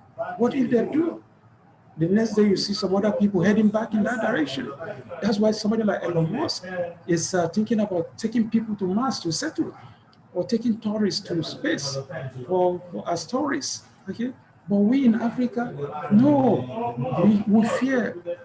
Okay, the Zuma Rock in Suleja, in Abuja, Suleja here. No Nigerian has scaled it, has climbed it. But some few years ago, some white people came and climbed it, went to the very top and planted their flag and came back. Okay, but in Africa, in Nigeria, if you ask the question, they tell you there are all sorts of jujus in that place. And if you try, you will die, because we have that funny fear. We have not been able to overcome fear. And if you are not able to overcome fear as a people, as an individual, there is no way you will succeed in your business. So what if I fail? So what if you fail? You will not be the first to fail. What if I make a fool of myself? If you are making a fool of yourself, so what? Okay? What if I'm rejected? So what if you are rejected? Move on with your life. Do what you want to do. The same people that are rejecting you will be the ones who come back and appreciate you. Bill Gates, for example, I gave the example of Bill Gates. IBM today keeps saying one of their greatest regrets is rejecting Bill Gates. The same with Yahoo. Okay, when Yahoo, when Facebook came up with the idea of Yahoo, the same experience happened to them. Okay. Thomas Edison, who created the electric bulb, he tried it more than 10 times before he succeeded at last when he created got the correct filament. Honda in Japan, when he started the Honda car, they were laughing at him. Today, Honda is a major brand across the world today. The Wright brothers have given the example of them. If the Wright brothers had accepted coerced to the rejection, we will not have the aeroplane today, maybe. Okay, but they simply pulled themselves up and moved on. Couldn't bother with the failure, with the rejection of their people. So that is, if you want to succeed in your business, when you fail, whatever it is you are first time, try it a second time. Your product, you produce something, you take it to the market, it's rejected, keep trying and trying and trying again. You make sure you'll be surprised, others will like it, and that's how that brand will build. Okay, fear, our greatest enemy, but we can overcome it if we persevere, and remain consistent. Another one is lack of support. Okay, many small businesses lack support in critical areas like funding. Okay, of course, we talked about money already. Few financiers are willing to support small businesses. I'm sure many of you, maybe who are coming up for this loan facility now, you may have approached some people who you think are wealthy within your environment, and they tell you, oh, sorry, I don't have the money. Meanwhile, you see him changing cars, living in a big house and all of that, moving to a big house. And then when you approach him, Uncle, brother, I need this kind of money to start this. Or he tells you, oh, sorry, I don't have money. So funding is always a problem. Okay? So it's a problem with small businesses who are not able to find it. Legal and regulatory support, difficulty in fulfilling registration requirements for companies. In the next few days, we'll be looking at business law. My colleague will come to take business law. And then, of course, he will discuss most of all these legal and regulatory areas with you. But the basic fact is that in the course of this training, you find people asking, how can I register my business? What steps do I need to take? All these are things that you need to know and you prepare yourself. Because whether you like it or not, when it comes to areas of legal requirements and registration, Nigeria has always had a major problem. Today we keep hearing about ease of doing business. Okay, ease of doing business. How do we ease doing business? It's a criteria for rating countries today, and Nigeria is addressing that issue seriously. You go to certain organizations, like where I used to work in NUC in those days, there were 23 processes before a check can come out of the system. Okay, it goes through 23 desks. Okay, but by the time we started cutting down on that, it came down to about 12 or thereabout, which is still very lengthy. But all these are areas, protective areas, okay, trying to safeguard to make sure that there are no criminal breaches along the system. But these are things that Nigeria faces. Registering a company took you over 6 months. Now, CAC has made the system so easy that you can now buy court lawyers, and from the comfort of your handset, you can be able to register a company without even stepping into the CAC office. And within hours, you are done with it. So all those things are things that are challenges, are barriers for starting small businesses. Okay, staying power. Most startup entrepreneurs lack the staying power. So the moment they encounter a few challenges, they give up. Okay, of course this one also related to determination. Okay, so you need the staying power. If entrepreneurship is what you really want to go into, you must stay the course and not to give up. Okay, you have to be patient. Entrepreneurship is not a quick reach strategy. It's a marathon. I said it's a marathon. Okay, it's not a short race, not a 100-meter dash. It's a marathon. It's a 5,000-kilometer race. It's 10,000-kilometer race. It's a marathon, 42-kilometer marathon. That's a long haul. So you have to have the staying power. Okay, the moment you face a few challenges, don't just give up. Find a way to hang in there. Be patient. It will work out. Okay, so it's important that you have that. Right. So we're now at the last stretch, sources of funding for small businesses. Right. So we have listed sources of funding here. One, equity, loans, grants, cooperative loans, crowdfunding. These are some of the sources of funding small businesses or businesses generally. So let's look at them one after the other. Equity. Equity is an investment made in the shares of a business. It is made with an understanding that the investor will get a return on their investment, an appreciation on the capital that they have invested. Okay, so that's basically what equity is all about. We've heard of IPOs. Okay, IPOs are when a business takes its product to the stock market and then throws it into the market for people to buy shares. Those who are buying those shares are buying equity in that business. And of course, the understanding is that as you buy these shares, when the business takes root and begins to become profitable, you begin to earn some dividends, some profit out of your investment. Okay, equity is a good source of funding for entrepreneurs. It is more long-term in nature and gives the entrepreneur enough time for the business to take root. What I say basically here is that if you put your product in the market for people to buy equity, to buy shares there, it is a source of good funding, because those who are coming to buy the shares know that it's not going to be an overnight affair. You will have some period within which that business will take root, will be nurtured, will become profitable. before the people who have invested will look forward to reaping from their investment, okay?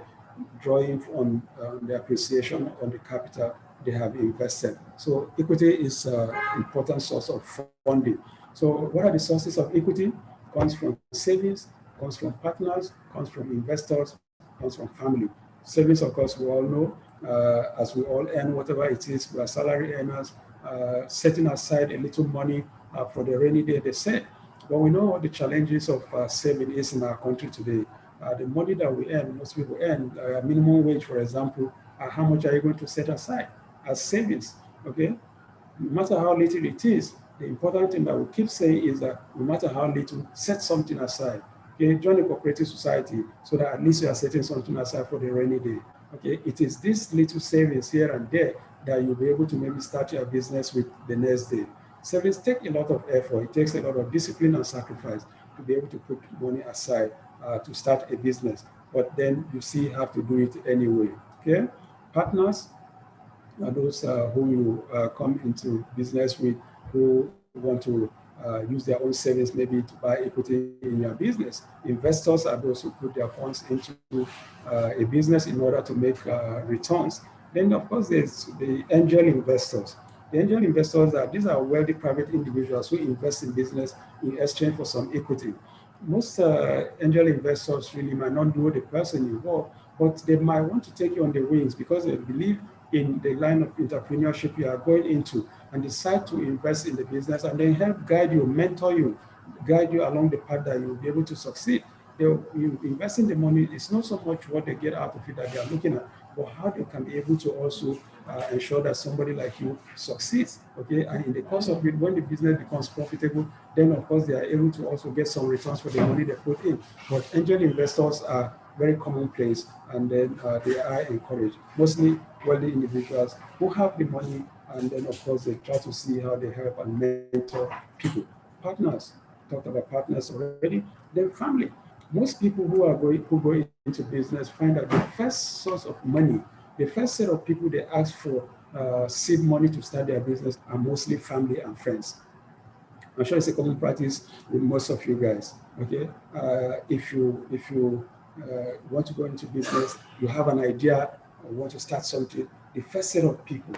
I've had that experience with my kids, for example. They've come to me, Daddy, I have this idea, I want to start this business. Can you give me some money? How do you do that? You know, my friends and I have put some money together. We want to go into this line of business. We're registering a company. We want to do ABCD.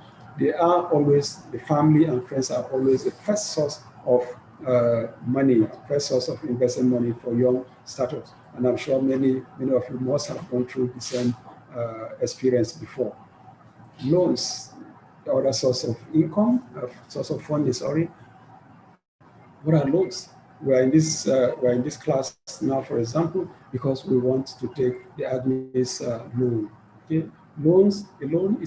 A business loan is money given to an entrepreneur to finance the purchase of an asset or fund a business's recurrent expenditure. Okay? Loans can either be interest-bearing or non-interest-bearing. In the former, the borrower and the lender agree on the rate.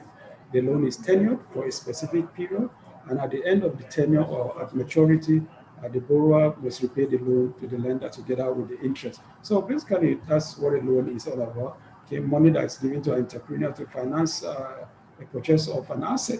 Okay, you want to access the AGSMEIS loan now, for example, because you want to start your own business. You want to purchase an asset. The assets you want to purchase are maybe the machinery, the equipment, which you need to start your own business, or the recurrent expenses in terms of maybe the utilities, in terms of the salaries, in terms of the raw materials you require for that business. So you access a loan facility. Okay, loans are either interest-bearing or no interest. The ones that you are trying to access is interest-bearing. You say it's 5% interest for this year. It might go to 9% as from next year. Then, of course, there are no interest-bearing loans like the ones given by Islamic banks like the AGSMEIS, the Taj Bank. Those ones are no interest loans, okay? Right? And then, of course, they are based on Islamic principles of interest, of profit sharing, and not interest based. Okay, so they are not interest related, okay, but they have a way in which they share whatever comes of it in terms of profit. But the interest-bearing ones are normally tenured. This one, for example, we say is 7 years. Okay, interest rate of 5%. Okay, so at 7 years, you're expected to pay. That's maturity period. You're expected to pay back the entire money. Okay, and then of course with the interest on it. That is what a loan is all about. Okay, so what are the sources of loans? Banks, of course. We have commercial banks, we have microfinance banks, and then of course they set up their own interest on the loan. Like we have said, if it's a commercial bank or a microfinance bank, you want to go for this facility, for example, you'll be paying close to like 26%, okay, which is massive, right? But for this one, it's just 5%, okay? Partners, we talked about partners already who have the money, and then of course they want to give you the loan with some interest on it for you to be able to access the loan and then do the business you want. Then grants. Grants are funds given to small businesses by donor organizations. Usually the donor does not retain an interest in the business. However, to ensure the money is actually being used for the purpose intended, the donor will set up processes to ensure that the project is properly implemented. Okay, so as I said, these grants are actually given by donor organizations. We have so many donor organizations in Nigeria today. We have the international donor agencies like DFID, for example, USAID and all of that. And then we have foundations which also give out grants. Okay, we have several foundations in the country today. Some are faith-based, some are set up by companies, by industries, which supports giving out grants to businesses. Most times, as you said here, they don't retain an interest in it, but they find a way in which to ensure that the money they are giving out as grant is fully utilized for the purpose. Some don't give you cash, some give you the material, and then some help you to build up, set up the place, and then so that they ensure that the money is utilized fully for the purpose intended. Okay, donor organizations are usually predisposed to giving grants to small businesses who are involved in social enterprises. Okay, so you find donor organizations are supporting mostly maybe NGOs. NGOs are non-governmental organizations that have things like social concerns, things that promote communal efforts, societal issues that promote all manners of areas of interest, gender, and the rest of those things. So these are then people with disabilities and stuff like that. So donor organizations are predisposed to assisting small businesses like that assist them. Okay? Grants can be given by government organizations, development partners, which I mentioned just now, family trusts, non-profit organizations, wealthy individuals. All right, sources of grants in Nigeria. Sweden, for example, gives grants to small enterprises. DFID, which I mentioned earlier, USAID, which you said, of course, is one. Then Shell Livewire funds. Shell Livewire funds are funds provided by Shell International Development Company. This is the oil major IOC, International Oil Company, that has been operating in Nigeria in the Niger Delta area for over 60 years now. What they do is that they have a fund, they set up a fund called Livewire Fund, which they use in supporting small businesses within the Niger Delta areas to assist young men and women in those communities to set up their own businesses, go into businesses, and then take them away from militant activities, blowing up pipelines, and then setting up their own local refineries and things like that. With the provision of these kind of funds, these young men and women are able to set up their own businesses, which they run, and then bring in some of their other colleagues to join them in running the business. That way, so many people are taken away from militancy and all manners of uncalled for activities within the Niger Delta area.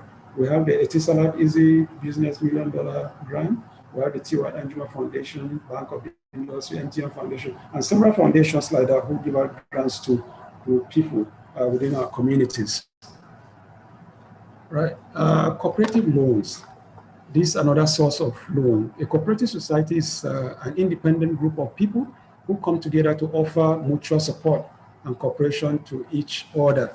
Okay, individuals within cooperative contribute money, and these funds are used to fund activities of the cooperative or give out loans to fund individual businesses of interested members of the cooperative. What I'm saying here basically is that in most organizations, those who are working in both private and public, you find that most organizations have cooperative societies. Okay, and these cooperative societies basically are a group of people who come together on a monthly basis. They contribute money, which they use in funding their activities. The cooperative might decide to maybe invest on some kind of venture or buy land, which they sell to their members, or buy items, food items, which they share to their members during festive period, or the funds which are available then their members can access and borrow to start their own business, or borrow to maybe pay rent, school fees, and then a whole type of business which they want. That is a source of loan.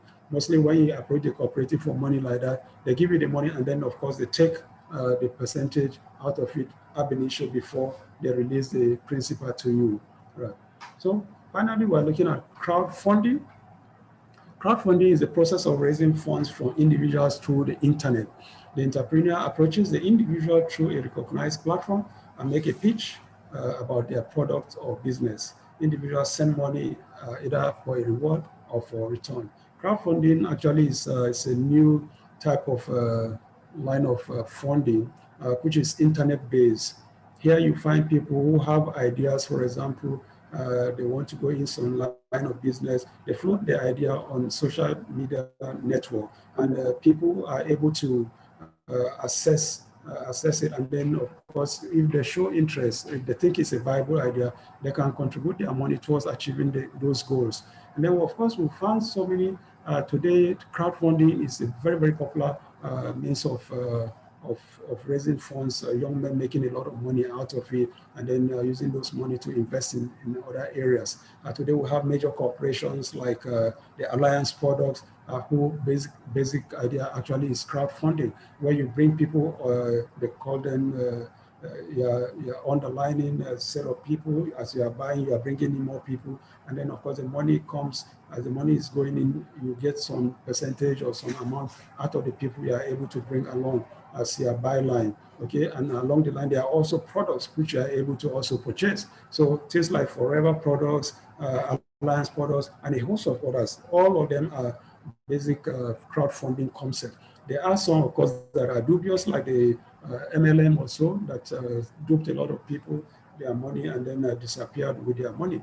But there are so many genuine ones that people are making very, very genuine money today. As you are bringing in money, they are helping you invest in things like maybe Bitcoins and the rest of those things, and it comes quite handy. There are those who use bring in the money, and then they are hiring abroad, they are hiring hostels which they sell to students within the university communities, and then of course they find a way of sharing the money. All those are crowdfunding concepts which are major sources of income today. All right, so that explains the crowdfunding. All right, we have come to the end of the paper. I want to thank you immensely for your patience, for listening, and for being with us.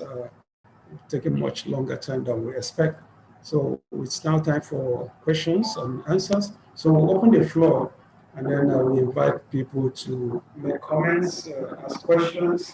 If you have any questions to ask, and then we'll go forward from there before we close, because the day is far gone, and I know many of you have other things that you want to do, so that we don't hold you down unduly. Right, thank you very much. The floor is now open. The class is open. Have anything to say? Then let's hear you. Right, thank you. So you can unmute and then you ask your question. If you have any, Blessing, you have a question? I can see you are being highlighted.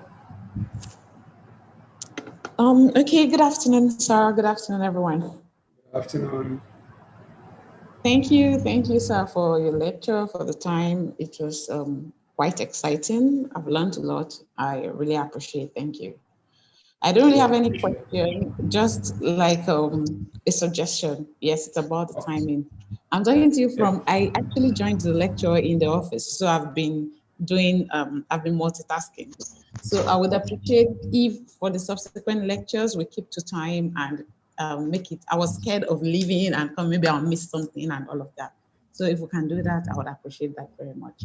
But in all, thank you very much. I appreciate your lecture, sir. All right, thank you, Bless. I appreciate also. The problem we had initially were actually technical. We were just trying to sort it out. You know, this when you do online training, you're likely to face some of those kind of challenges. That's basically what held us up. If not, we'll try to keep to time as much as possible. But going forward, we'll try to see that we overcome that problem. Thank you for your suggestion. I appreciate it. Thank you, sir. Thank you. All right. Emmanuel Alabrabra, you are on. You have a question, sir? You have a question? You're mute? No question. I'm okay. Everything went well. All right. Thank you. Emmanuel Okwadi. You have a question? All right.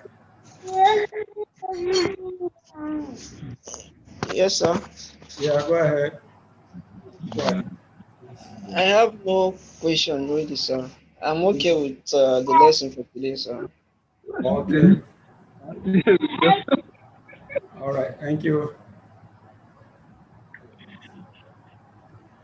Namsa Bitrus, you have a question?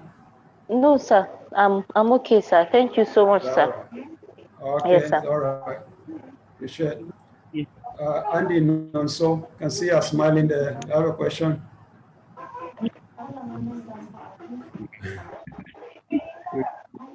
Andy, Andy rather. Andy Nonso.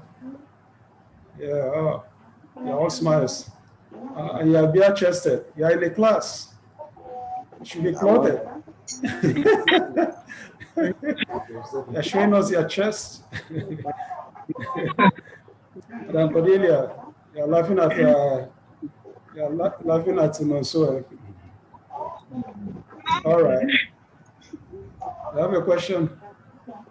Yes, sir. All right. Okay. All right. If there are no questions, we close the class so that you can go about your business. Those who are in office can continue with their work. So let me thank you immensely for being a part of our day. Sorry for the initial itches, but I hope that at the end of the day, we are able to satisfy you and meet your needs. So tomorrow we'll converge again the same time. We're taking financial planning and basic bookkeeping. So thank you very much. Have a wonderful day ahead of you. See you tomorrow.